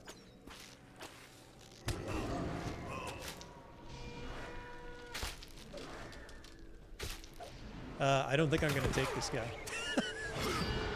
I don't think this is a fight I'm going to win. Hold on. Let me heal. Get a heal going. Run. Take a run. I don't have a chance at that guy. All right. Named bosses in Eregion are tough. And especially that guy. All right. So that didn't work out as well as I thought. Actually, it worked out exactly as I thought it was going to be. Yes, the September thing you have to do that this month. But that's a cool thing for Twitch to do. The one big DPS class that's quite a favorite is the Hunter. Very mobile, very ranged. You can take down mobs very quickly. They are basically the go-to DPS. Definitely the go-to range DPS. I'm just going to eat some of these crams since I just got some from the hobbits. That ice cream is especially tough. Yes, it is. Yeah, you can start 2 tunes and just go through you can kind of get a pretty good idea from the starter area. And you can start, if you really want to experiment, you can go to another server and start tunes. Because your 2 tunes are two characters per server. I definitely think I'll try out Minstrel. Minstrel's a lot of fun. The tough thing about soloing a Minstrel is that if you ever do get to endgame and you want to group up, you probably don't have a lot of experience healing anybody. That's kind of my only regret, is not being able to get into group content and doing more of that. Ferd Lance, hello! Ferd Lance needs advice getting back into LotRO. Yes! We will advise you to get back into LotRO. Hunters need buffing. My blue line hunter is still very, very comfortable. Even at level 115 quest content. Oh, I was supposed to search for signs. I need this one. Hold on. I need this one. Let's go back. I got caught up in the awesome chat going on. Yeah, there's a few classes. The Lore Master and the Rune Keeper are kind of your ranged. They would be like your magic classes. Your LM has a pet. You can actually play the blue line LM. So these trait line, people will talk about blue line or red line or yellow line. So you just pick one of these lines for your skill setup. You get 2 tabs, so you can actually have 2 setups. So yellow line champion is AoE, so I do a lot of damage to more than one foe. Red line is single target. And then blue line is sort of like the off tanking mode for the champion. And then it's sort of the same for everybody else. Like blue line is sort of defensive, red line is offensive, yellow line is sort of buffing or something else.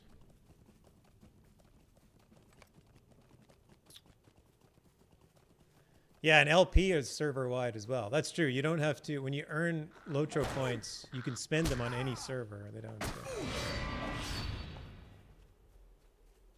think I'm done with the birds.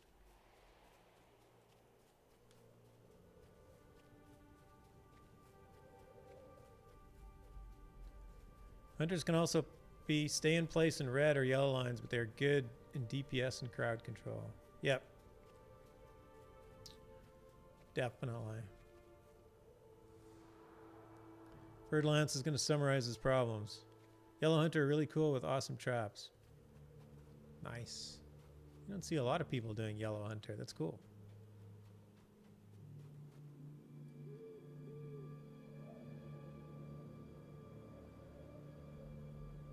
I gotta get caught up on chat here. I'm falling behind.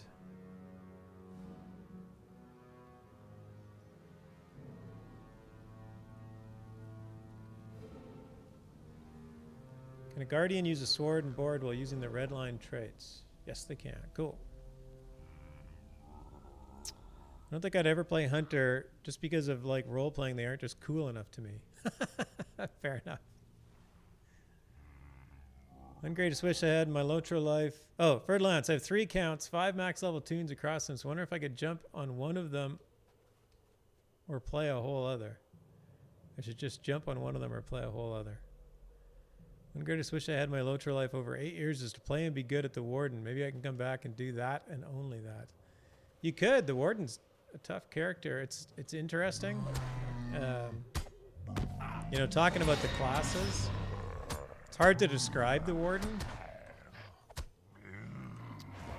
I don't have anything good to compare it to, or I don't know of anything to compare it to, although I'm sure something exists. Okay, I think I did. Oh, I want to do this one.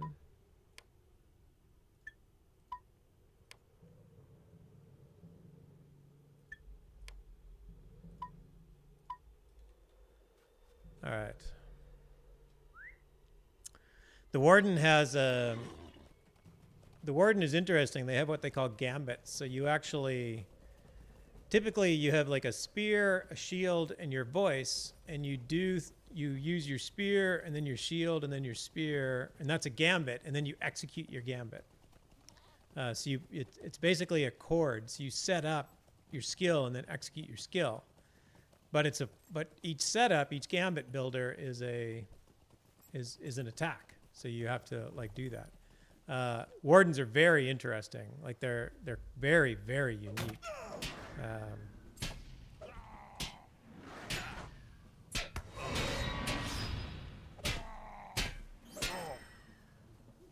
Wait, that guy didn't count? What's going on?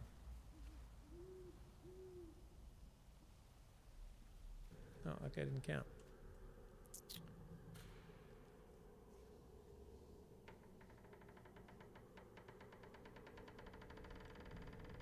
What are the 3 lines for Guardian? Mary Rose will tell you, because she actually plays a Guardian and knows. Ferd says, I have a level 46 Warden, but I'm horrible at it. If I came back and just played him, I'm sure I could get good at it. Oh, I'm sure you would, Ferd. I mean, I'm sure you would. Come on, guys, come in here.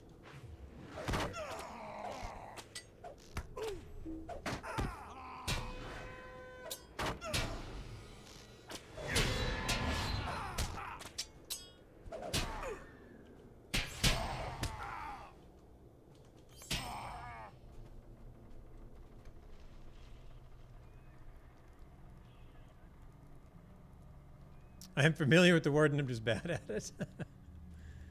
Yeah, I am the Warden, I mean, there are dozens and dozens of gambits, but you don't really, I don't think you need to know every last gambit to be effective. I just pick like 5 or 6 and then I just kind of focus on them.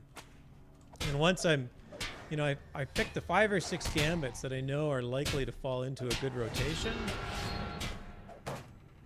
and I just use them.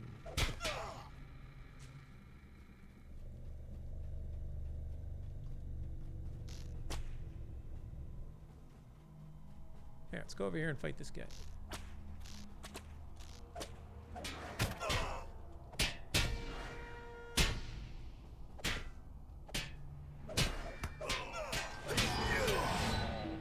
I know there are plugins for the Warden that allow you to set up your gambit, so you get a whole bunch of hotbars, and you just click left to right down the hotbars. But if that interests you, you could do it. I don't do that on my Warden.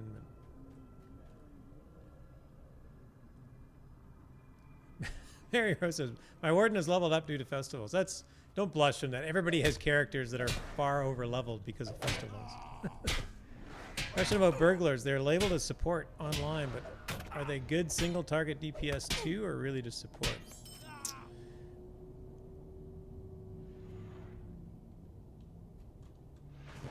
Yeah, the burglar can be a fun class to play.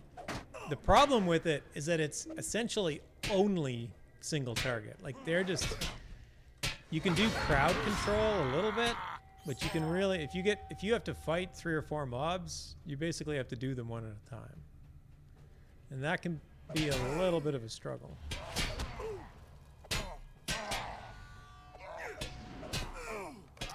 But the other thing is that if you don't want to fight mobs, you can go into stealth and just sneak past them. And they're the only class that can do that. Redline Bergs are good for DPS and quick stealth. Yellow Bergs are good for fellowship maneuvers for possible heals. Blue Bergs are indestructible.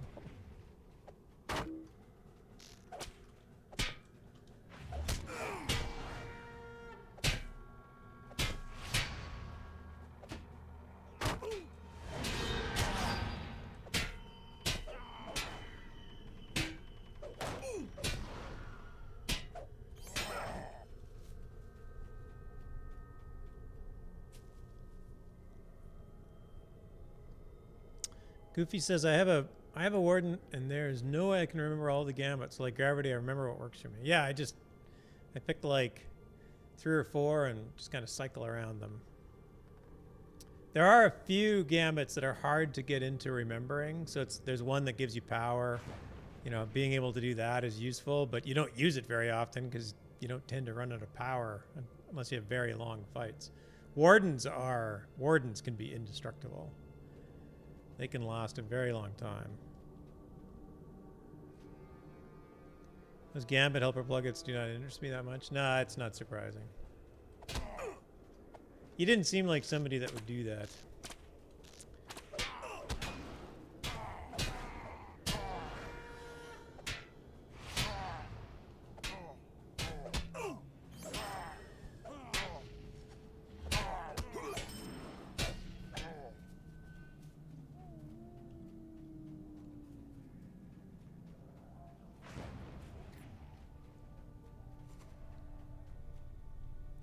Berg is a class I've never played before, but also been interested in. Champ was my main. Oh, cool. A well-played Warden is the sexiest thing in LotRO, in my opinion. Nice.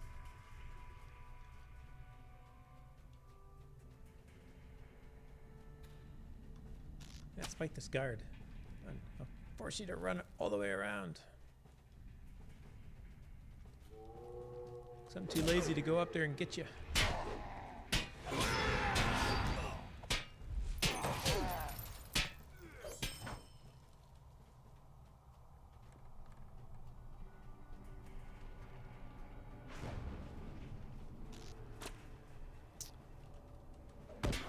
Blue Line Berg is like Blue Line Guardian. Take a while to kill anything, but sometimes satisfying to do emotes and skill bar while hitting kill these guys.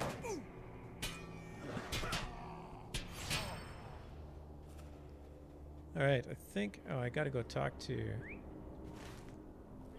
this elf at the campfire.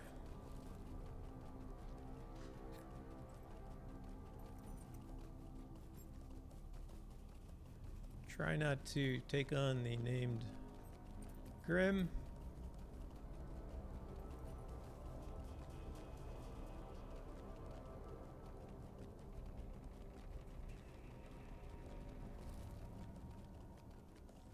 Yeah, Ferd, I don't know if I can give you any better advice. My interest in LotRO kind of waxes and wanes. It doesn't tend to get very low. You know, when my interest in LotRO gets really low, I only play it like 2 times a week. But I still find myself wanting to log in and play. So I've never really left and had to come back. At least not in the past 5 or 6 years.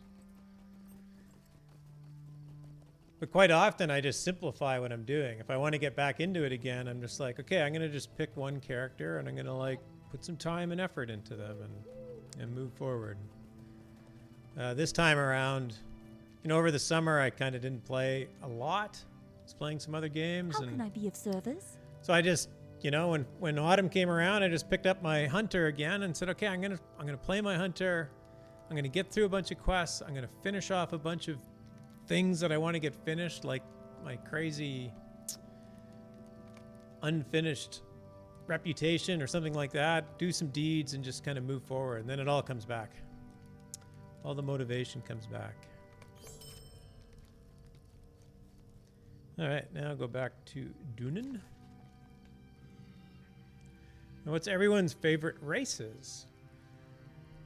Yeah, I don't think your favorite race is really just a personal thing. I like them all. Most of my characters in Landorval tend to be the taller races, so they tend to be men and elves. Because, believe it or not, when I first started to play this game 6 years ago, playing as a dwarf and a hobbit annoyed me because I'd run around and like all the grass was like taller than me. So this like really annoyed me. The funny thing is that the grass wasn't nearly this tall 6 years ago. It was actually quite short, but it was still annoying to me. So on my main server, I have 1 hobbit and 1 dwarf. The rest of my characters are men and elves.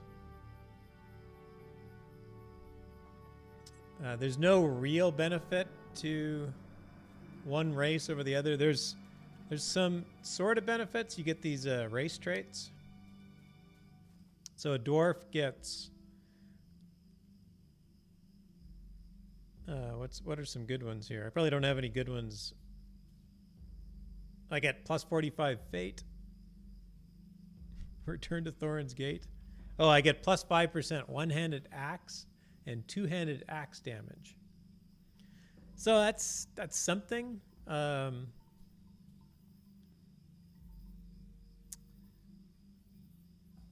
don't remember what the other races get. High elves get plus 5% light damage, which is good for a minstrel, but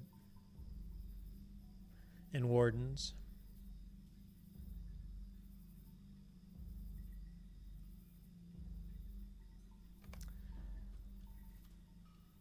But yeah, your race is really just what you look like.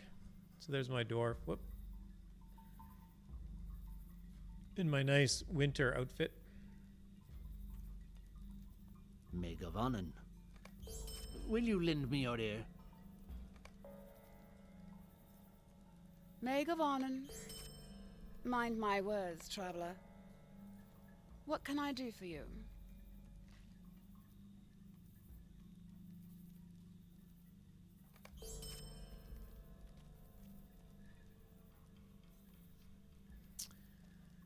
Hardhead says, what's LotRO?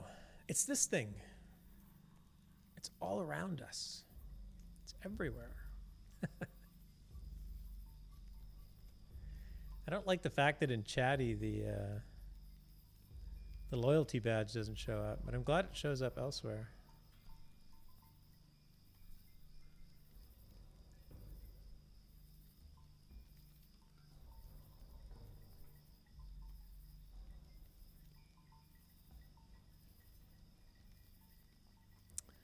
Mary Rose, I admit to have a hobbit habit. A hobbit habit. That one's a tough phrase to roll off your tongue. Hobbits are awesome. Hobbits have really, so for minstrels, here's an important thing for minstrels. Minstrels shout a lot. And honestly,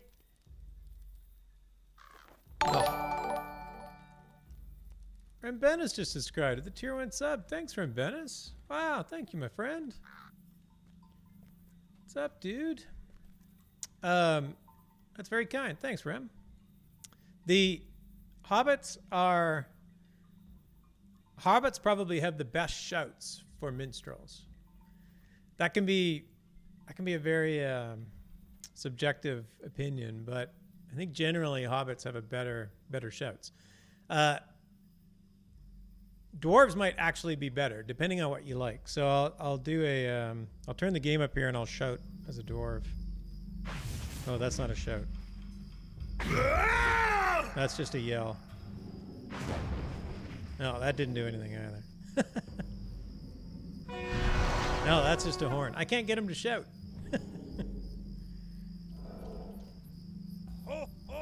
No, that's just... Ah, there we go. There's his shouts. Baruch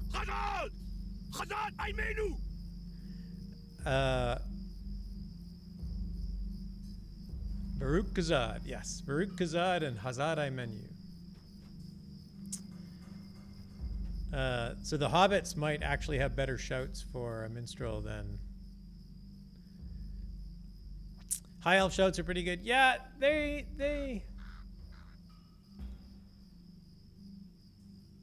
are cool. And Yelian Valeriande and Gusto Gothram. They're just kind of adults yelling. So I find when hobbits yell, it's more like kids yelling. So it's kind of cute. When dwarves yell, it's like very serious. So it's very cool.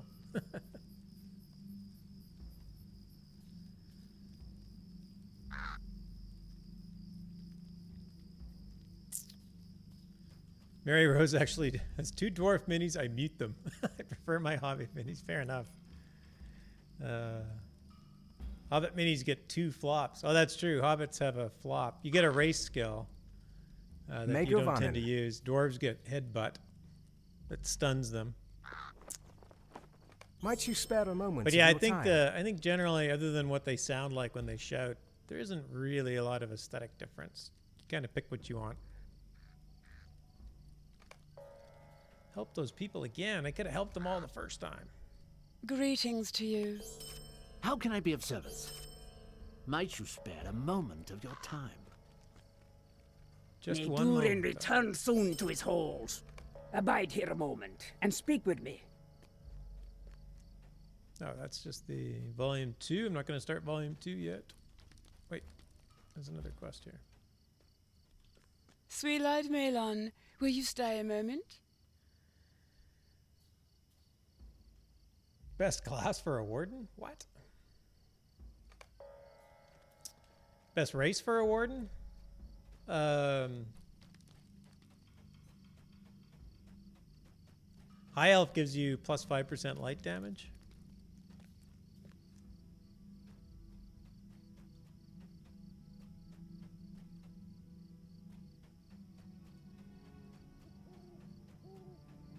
Yeah, let's go this way first this time.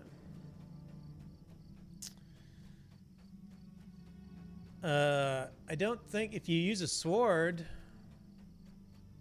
So warden, I don't think dwarves can be wardens, right?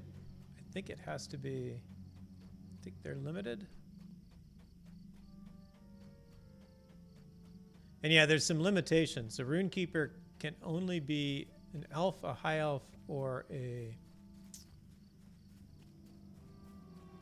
dwarf, an ancient race. Or a long-lived race. I guess men are just as ancient, but not as long-lived.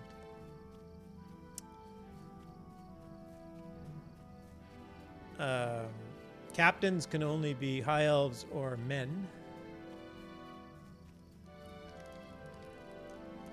Might you spare a moment of your time? Will you lend me your ear? Burglars can only be men or hobbits.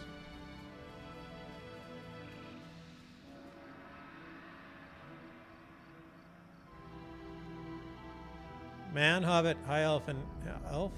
For warden? Yeah, I think that's right. Definitely elves and high elves. Because they're actually inspired by the March Wardens of LotRO.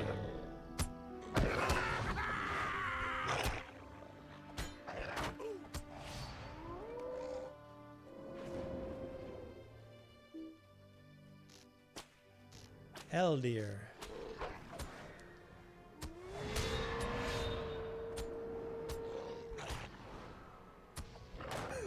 For every class, each different race is going to have something that will benefit you. There is no really best race for any class, just whatever appeals to you. Yeah, that is what it comes down to.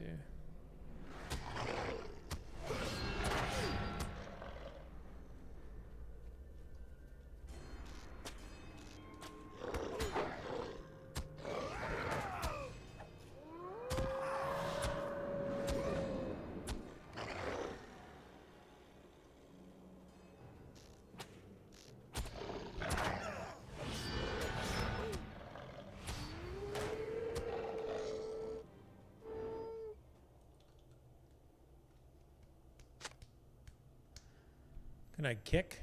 Yes, you can kick. I don't know what that means.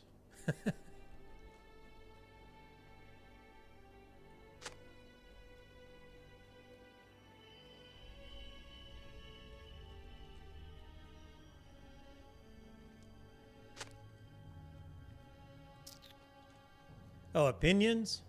I'm not sure if I have a strong opinion about. Like, I've played.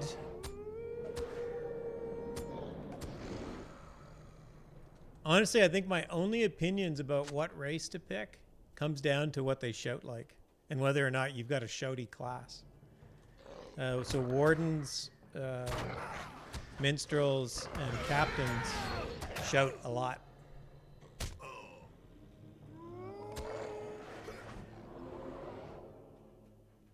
So, you know, if I were to start again, I would probably pick Hobbit or Dwarf for more of them. Which you can't. Captains have to be. I guess captains can be a high elf or a man. So that's your only choice. But kick ass with you. Oh yeah, we're doing it. Or you mean in game? I mean, I'm on Landerval.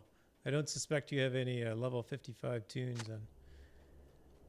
Go away, Shadow Warg. I'm just running through some quests.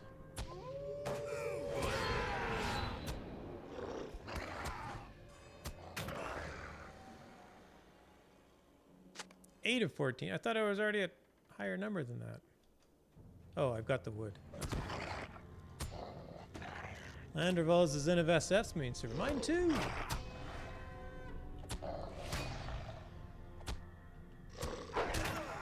Hey, don't block that.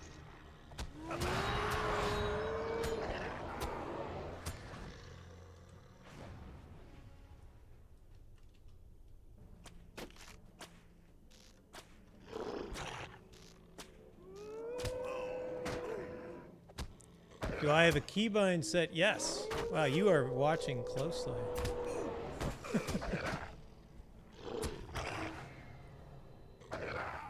I got knocked out again.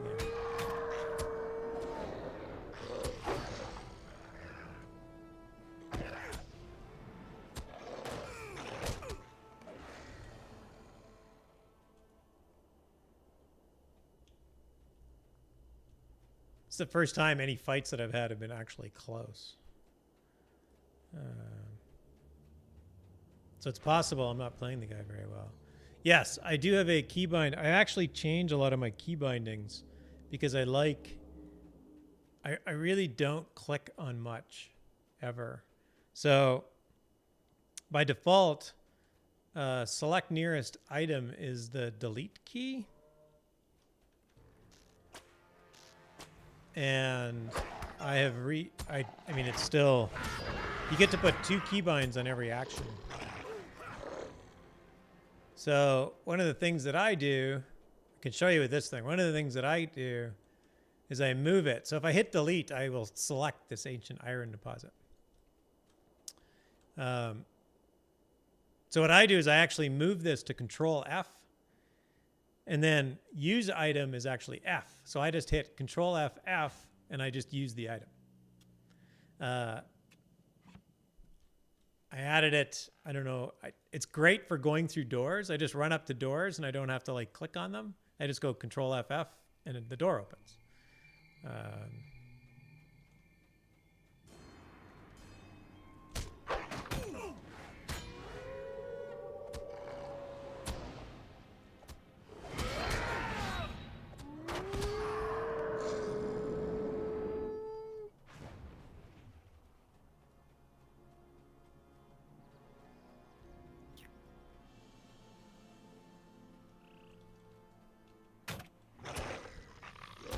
I've never been on any server other than LotRO.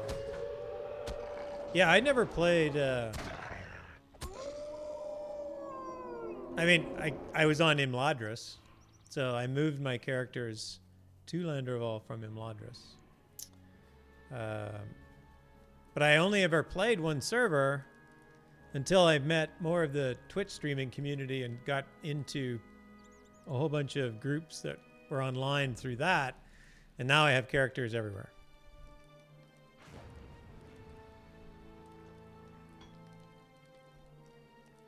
What else says I have characters on 6 different servers? Used to be more than that before they did the server merge. Wow. And to think you were insisting on switching over to Farming Sim. Good thing I've vehemently talked you out of it, or you might not have had all these great people in here at the moment. I know. What can I do for you? Mind I my really did words, feel like traveler. playing LotRO tonight. I'll probably sign off before I go to bed and do a little farming. But Megavonen, might you spare a moment of your time? defeat the Warg Master. I saw that evil orc.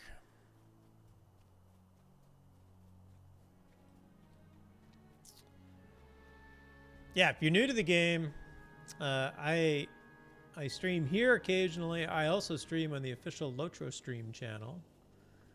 I don't know why I should do this. Here. I'll do this later.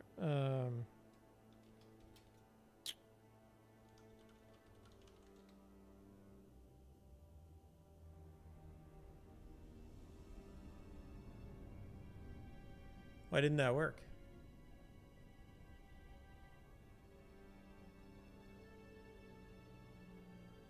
It just didn't.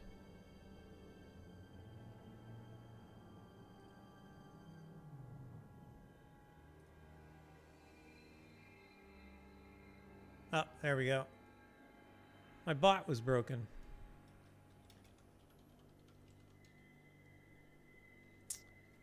So the official LotRO stream channel has a lot of very good streamers on it. It's largely just volunteers. So there is one streamer, Cordovan, who streams at noon Eastern every Friday. His show is called Court of the Rings.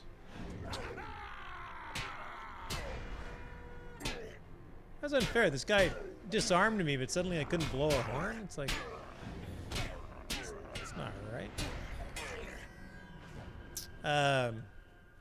But everybody else on LotRO stream is a volunteer.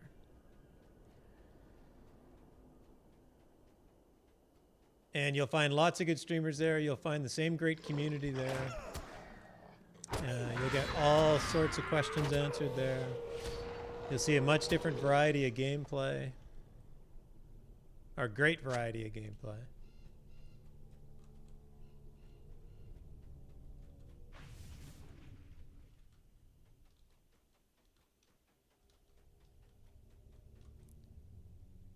I need the handkerchief.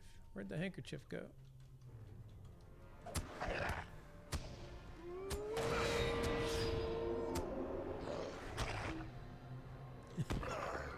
It's all right, Ram. I got the commands, buddy.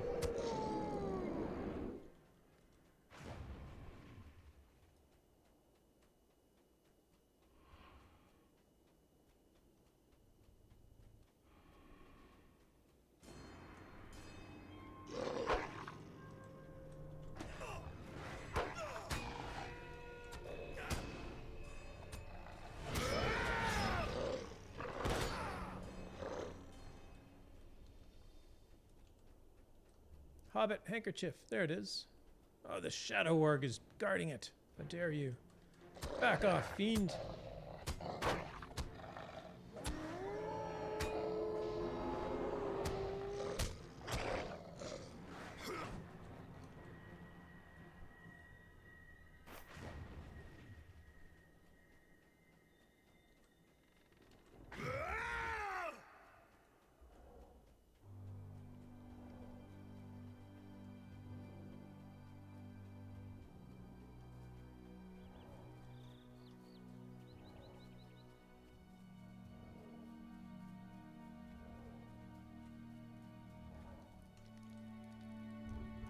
What can I do for you? Choose one. Ultimate carrot cakes. I love carrot cake. I'm probably never going to use it, though. How can I be of service?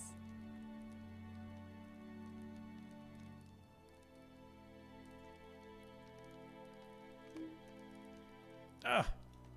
You don't have enough room. There, let's get rid of some fish. I should have started with some inventory management. I failed to do so. What can I do for you?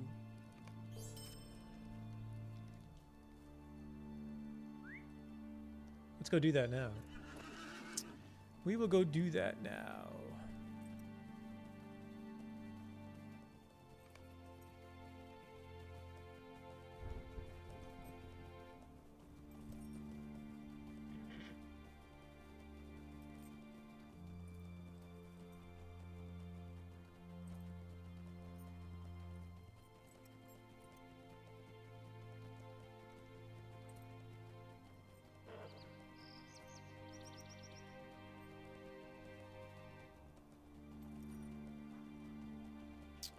Hey, so Ferd, getting back to your, if you're still around, getting back to your warden, I would definitely continue with the one that you have. Will you lend me your ear? Oh, inventory management. That's what I had. Pray your need is worthy of my time. I never find it very difficult to catch up. I mean, it's always a bit of a struggle when you dust off an old character like this one, but you know, I've now played this character 2 days, not having played him forever, and I just kind of feel comfortable with him. I'm not expert at champion yet, but I don't know. I suppose the other thing you might get is more LotRO points if you start a new one. That matters to you.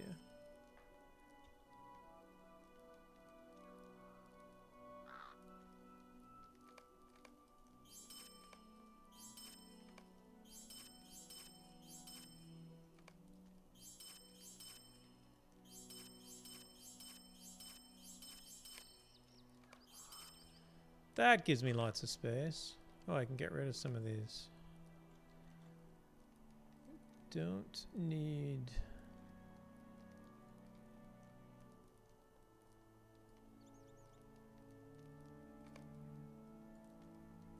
those.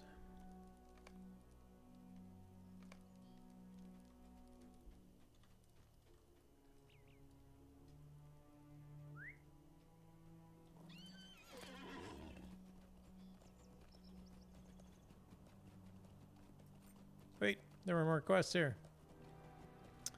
One of the reasons why I have characters on 6 different servers, take a break for a while, come back, have to relearn the certain classes work, plus it's fun.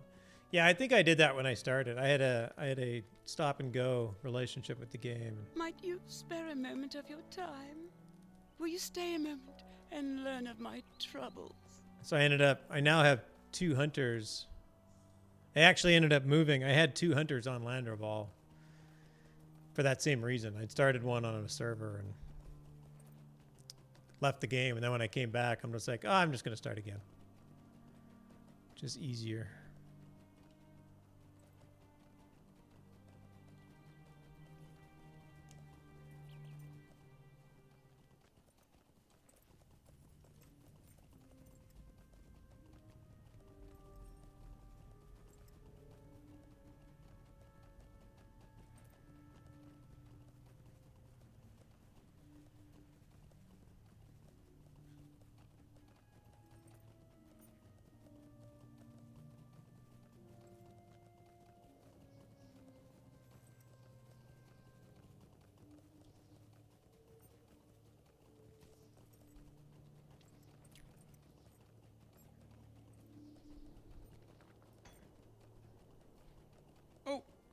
Another named guy. Well, I can do this one. Surely I can do this named guy.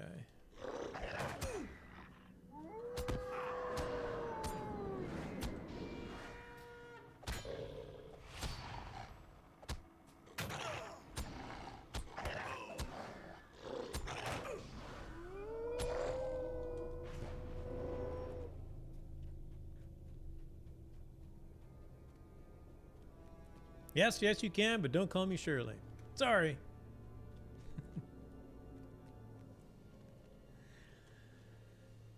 Quick question, if you don't mind just looking in the wiki, I don't need to hold on to those scrap from an old tome pages from Erebor. They are clues to a quest. Yes, that is very hard to put together, and you may end up looking at the wiki even if you did hold on to them. No, you do not need to hold on to them.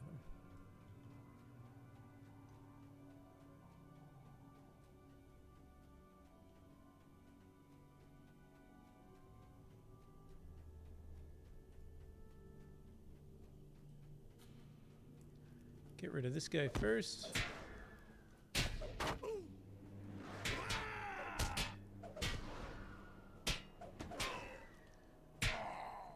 No, it's the quest that it is referring to was the item in the release notes that said, and a surprise, or I can't remember what the release note said. We have orders. We are here to move against the elf ruins. But if you insist on dying now, you may have your wish. All right, let's go, buddy.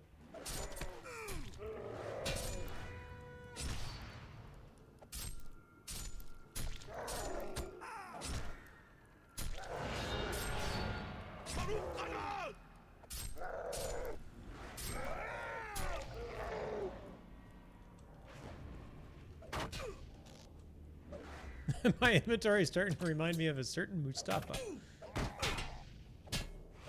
Yes, it would. So, a bit like mine was a half an hour ago, 10 minutes ago. That's concerning. It is.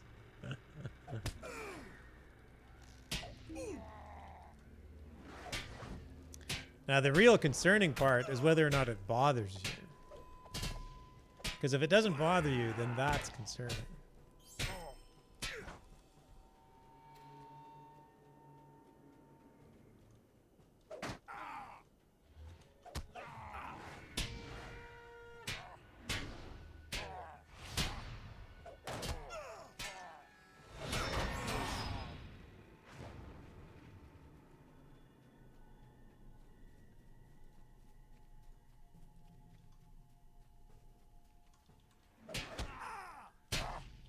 I generally like having at least 20 to 30 slots open. Yes, well that definitely beats Big Ed's requirement of having 2 slots open in your inventory.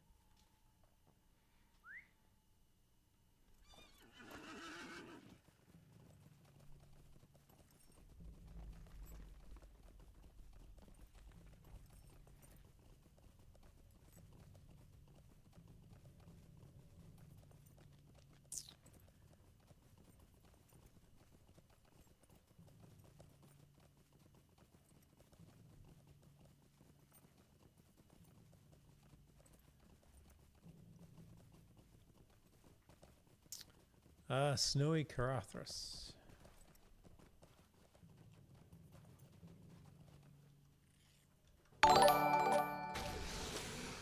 Trains Worthington's comes in to raid the host. Thanks, Trains. Saw you're playing some WoW today.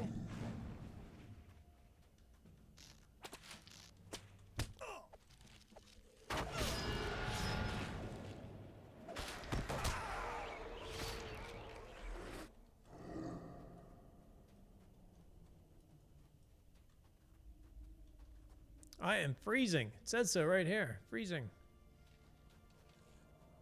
Not good.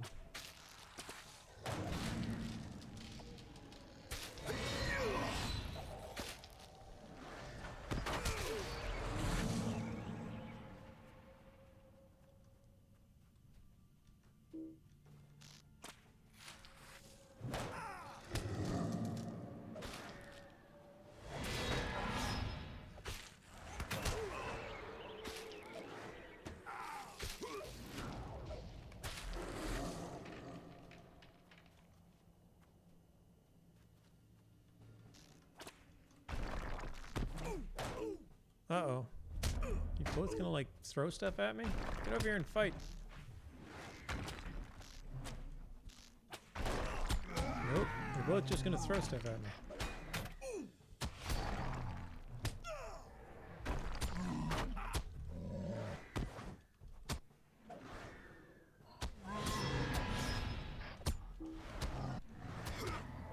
Done. One savage war beast. Snow beast, not a war beast.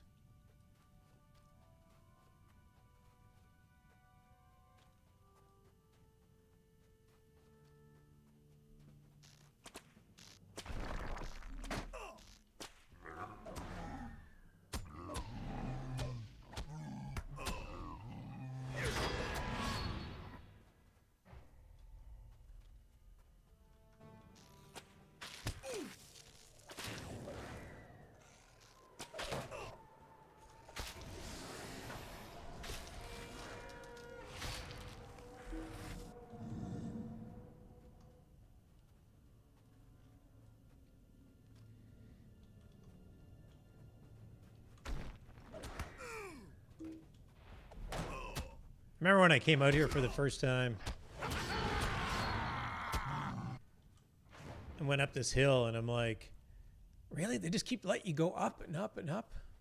I thought for sure at some point they were just going to stop you, but you just kept going up and up and up.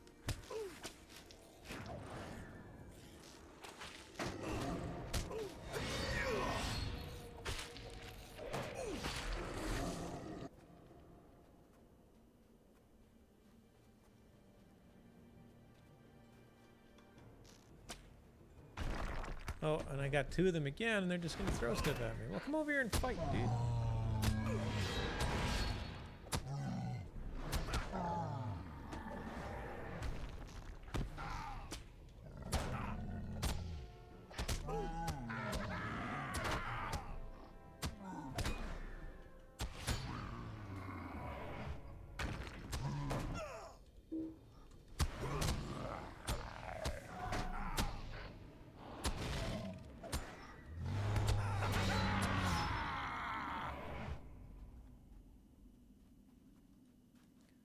Two more Grims, one more Snow Beast.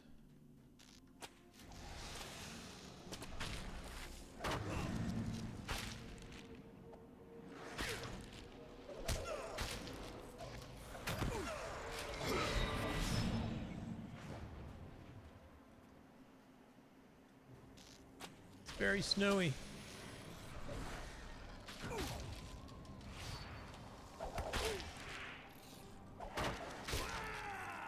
Speaking of weather, if there's anybody out there that is or has family affected by the hurricane out east, I wish you the best.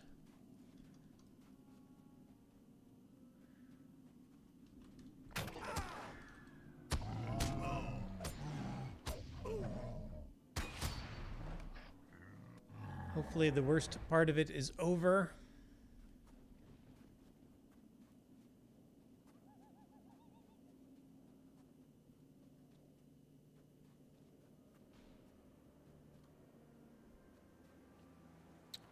He's up here, right? If I remember correctly.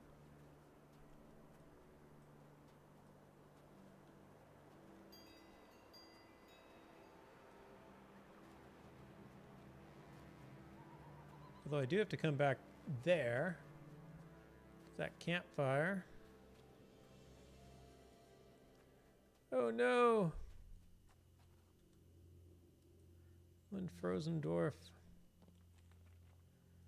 Yours not going to be happy.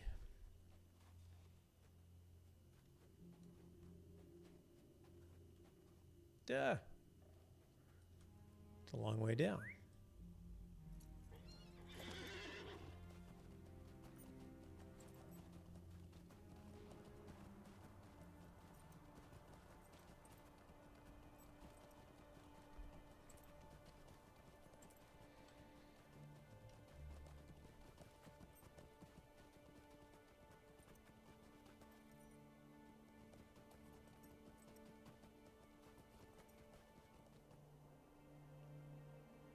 Whoa. Need my sled. Just sliding down the hill.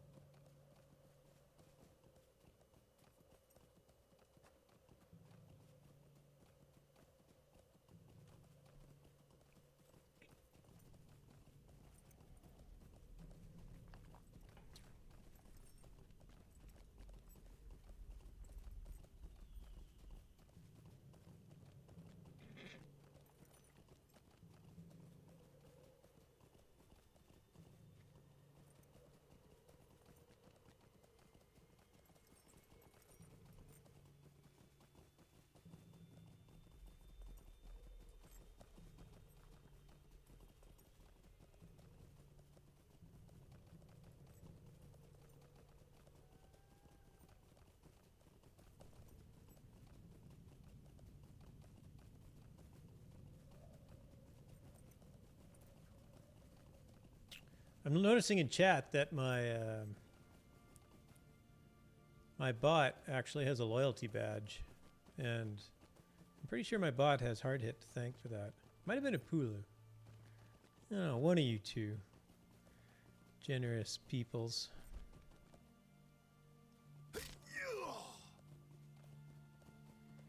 My bot is entirely undeserving.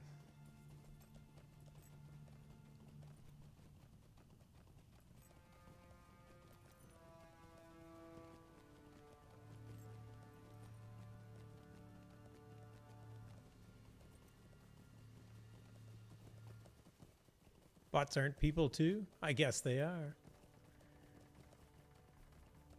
There he is.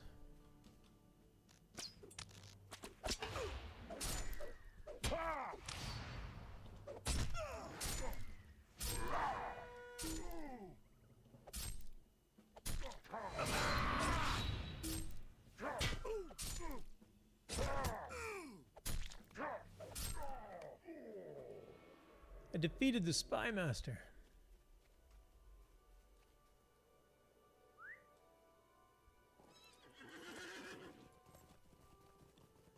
His spying days have come to an end. I'll do a little mountain climbing. My goat, which is actually a little pony, but a very capable one. I just love it when quests require a time of day, in this case night, and it's the opposite, in this case morning. Justin asks, what server is he on? Me? I am on Landreval. Wait. Oh, I can,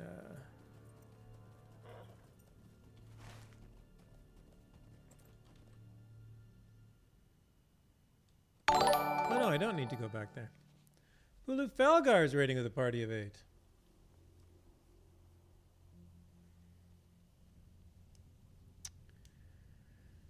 John, no one loves Brandy. I was on Brandy earlier. I was. Who's John? Oh, John DeGard. I was on Brandywine earlier. Admittedly, I wasn't on for very long. But Apulu, thanks, my friend. Thanks for the host. Thanks for the raid. Thanks for dropping in. The Might Stroll appears. Congratulations, Apulu, on your inaugural. That was a really loud. Turn down those alerts. Sorry for everybody's ears. Ginger, thanks for the follow. That was a bit loud. Congratulations on your inaugural LotRO stream this afternoon. It was fantastic. No surprise to anyone. None at all.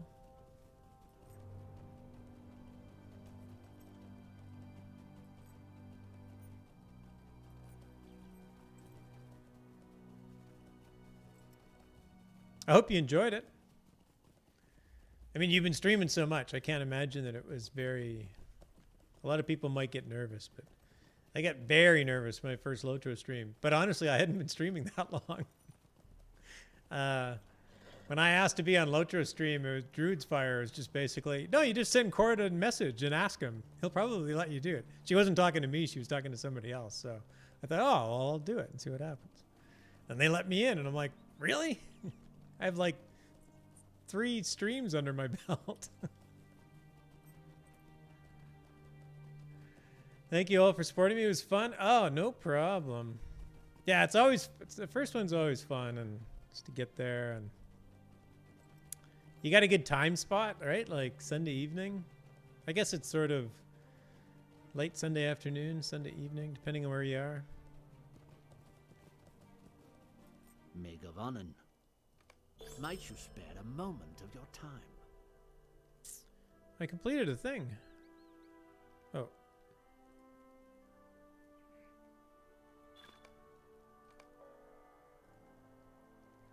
And I got LotRO points.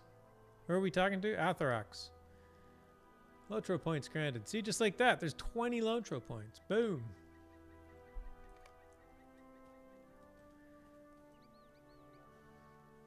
$3 p.m. your time? Yeah, it should be a good time. It should be a fun crowd.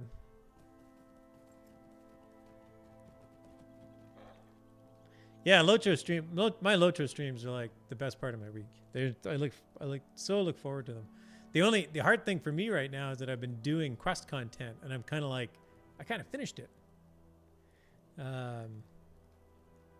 So I don't know really what to do. So I've just been kind of playing around with some other characters, but I don't think you're gonna have that problem. You have such a good way of just extracting fun from this game.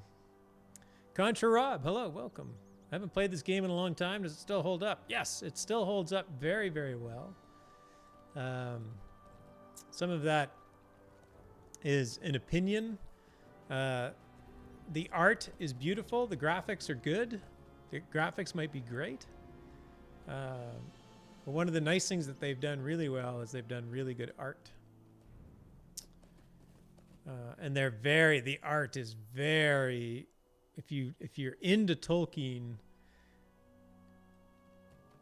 the art is very appropriate for the places that it's in.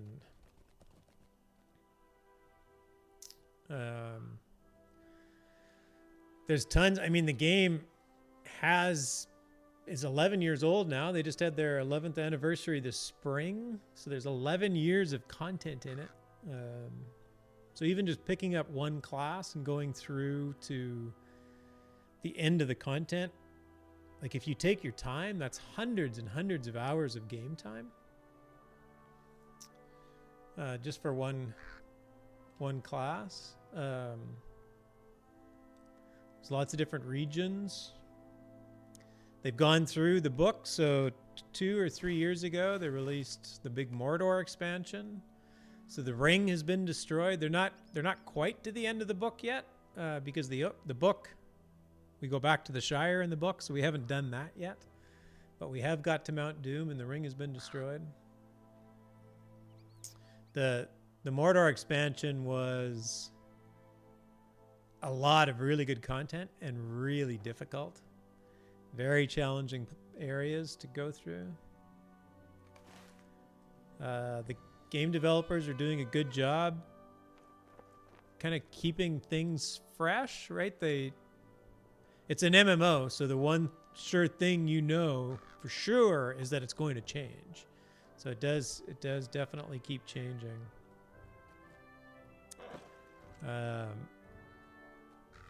Sweet-eyed Melon. Sweet-eyed Melon, will you stay a moment? What can I do for you?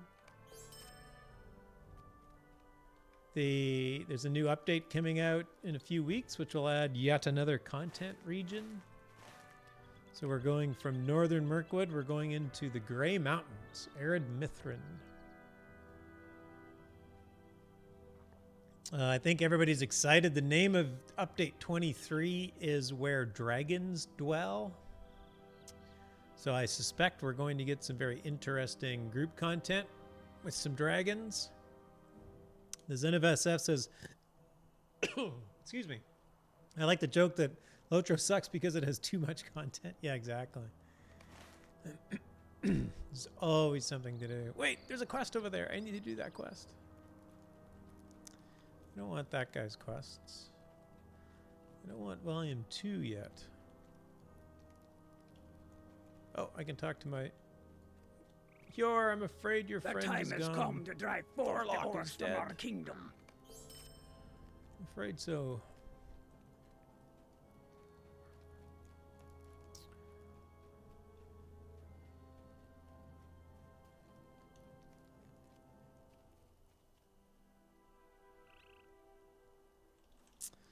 But yeah, I think generally as an MMO, the game systems are good. The game systems are solid. And there's enough people around that if you want to do like group content or a lot of group content, you can Your need fairly is worthy of fairly my easily. time.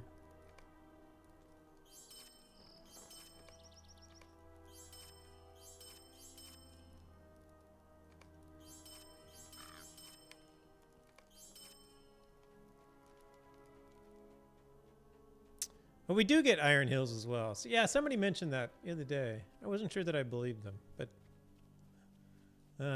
because I thought we got Iron Hills in a later release, not in the next release. All right, so yeah, we get Ered Mithrin, which is west of, kind of north and west of Erebor on this map, and then the Iron Hills, which is east of the Dale Lands on this map.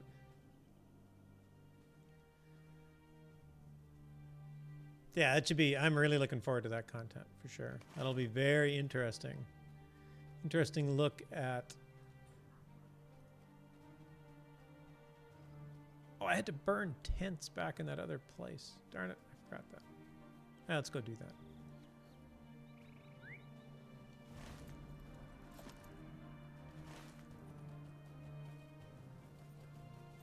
Go for a run. Hard Hit says I'm a little late. Tech issues, no problem.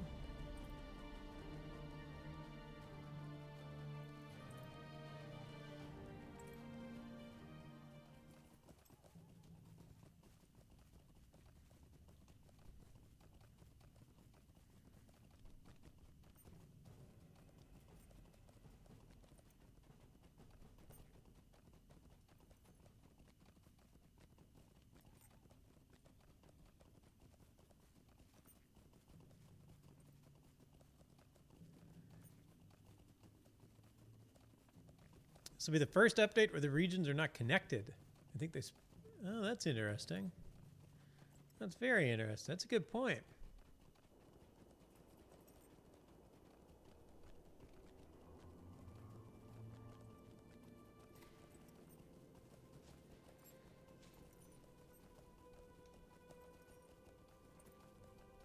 Oh no, I gotta go into this place. Into this place.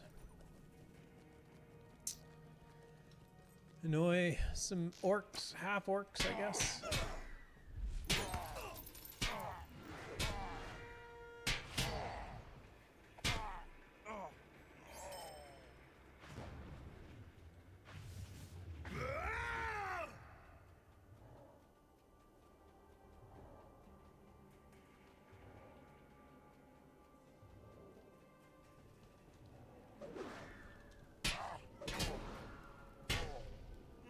Freebooter Fox, hello. And welcome.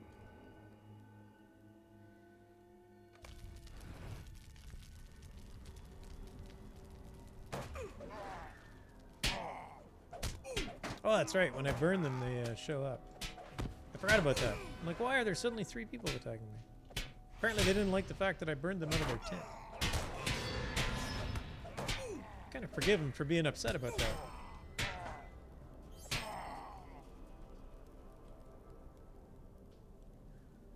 Filthy dwarf. What? I am not. How dare you call me that? Whoop. I guess I am to them. Would you say it's enjoyable as a free-to-play player? Well, I'm not a free-to-play player, so my position is definitely biased on that. I know that a lot of free-to-play players do enjoy it. It is definitely a game that has a very good free-to-play model.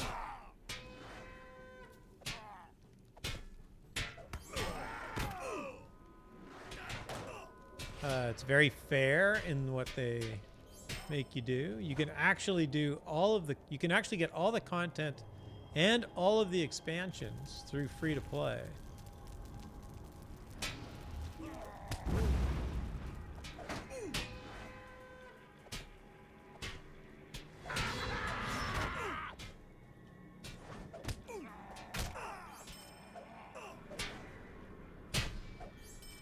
But that will take a lot of grinding of LotRO points to get that. So you have to have a specific type of patience for grinding out LotRO points and playing alts and so forth and so on. Dragging him to the range, that's the way. Exactly. My mistake is usually when I aggro two range that are not anywhere near each other. That's my problem. I have a stack of dwarf beads to send you on Brandy. Oh, that's terrible.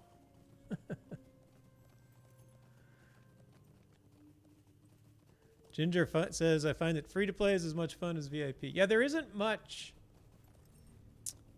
There's definitely a few perks in VIP that are useful. Getting fast travel and stuff. A lot of people, when they do free-to-play, once you have a number of characters set up, they will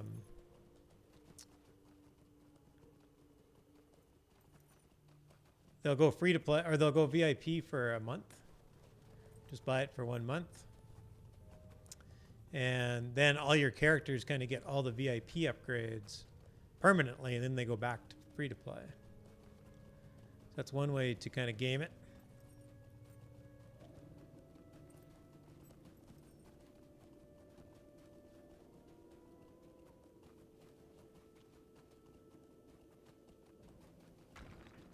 Ah, this guy's gonna start throwing stuff at me. I don't need to fight you, Snow Beast. Alright, Rose says, I was free to play until I wanted a mount, so it depends on the player. I also liked when I get the Sam Gamgee pack, I got the mount and eliminated the in-game currency cap to gold. Yeah, there's definitely a few perks that you might want. Getting your premium set up is somewhat useful. So basically spending any kind of money in the store will get you a few perks. That's it. I found the remains of a campfire.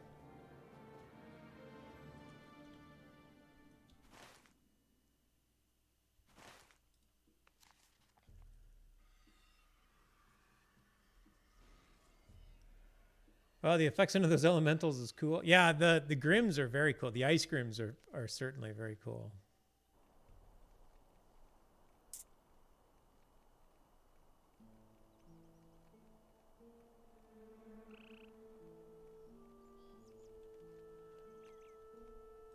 Hail, friend, and well met. Alright, so I've done that for you. And I've done this for you, and I think I'm actually going to call it a night here, How can I be of folks. service? Stay a moment. That's a vector. Yeah, quite a few of these done.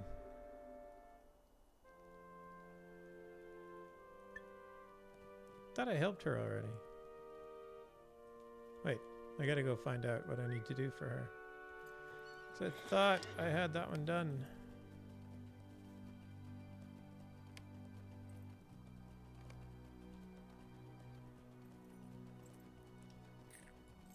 I feel like this has been Dwarf and or Champ Week for streamers. Oh, is it? Yes, I have spent all my LotRO time here on my Dwarf and Champ. Where is she? She's over here. Oh no, help, Limlar. It's the guy on the road. Yeah, okay. Messed up. Maybe you're into Hobbit feet or elf ears. None of those things. Lamb chops. That's what I'm into. I don't know. What are dwarves like? They certainly don't eat stone or something silly.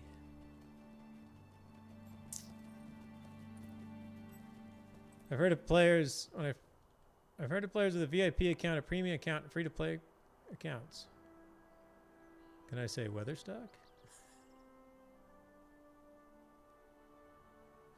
When I first joined LotRO, didn't know how free it was because one of the intro quests took me to the store to buy a quest.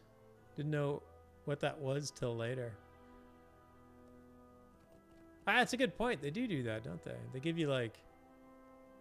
They have a quest that like makes you buy from the store. I forgot about that. That's cool. Kind of a neat intro to it.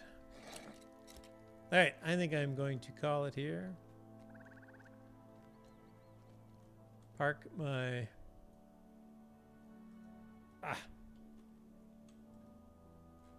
My Dwarven Champion with his good Carathr's gear on from the awesome Winter Festival. That is pretty much the entire Winter Festival outfit, I think. Even the shield is a Winter Festival piece of gear. Oh, Pulu, you're welcome. Thanks for the raid, my friend. Nice to see you, as always. And congrats again on your...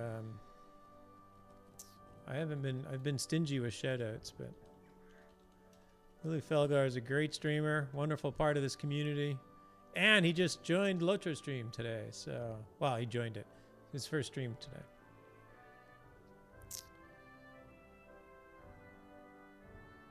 Justin Sal, streamer's going to bed. What am I supposed to do? I don't know. I'm sorry.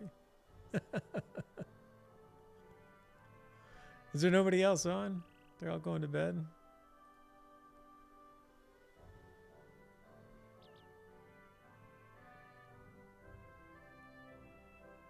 There's a few people up. Nobody doing LotRO though. Or nobody that I know. Oh, let me check. Nobody I know doing LotRO. Yeah, we found one person. A lost halfling. Oh my gosh. We almost have to. Atherax is now. Hey, thanks for the follow. Thanks for dropping in. Feel free to drop in anytime if you have more questions. Hopefully your getting into the game is enjoyable.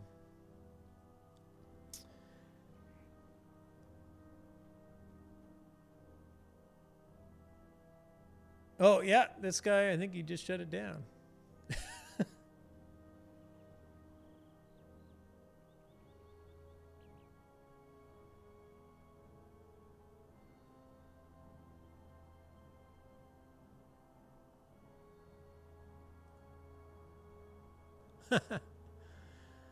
That Gravity guy is doing local. You should rate him and convince him to keep playing.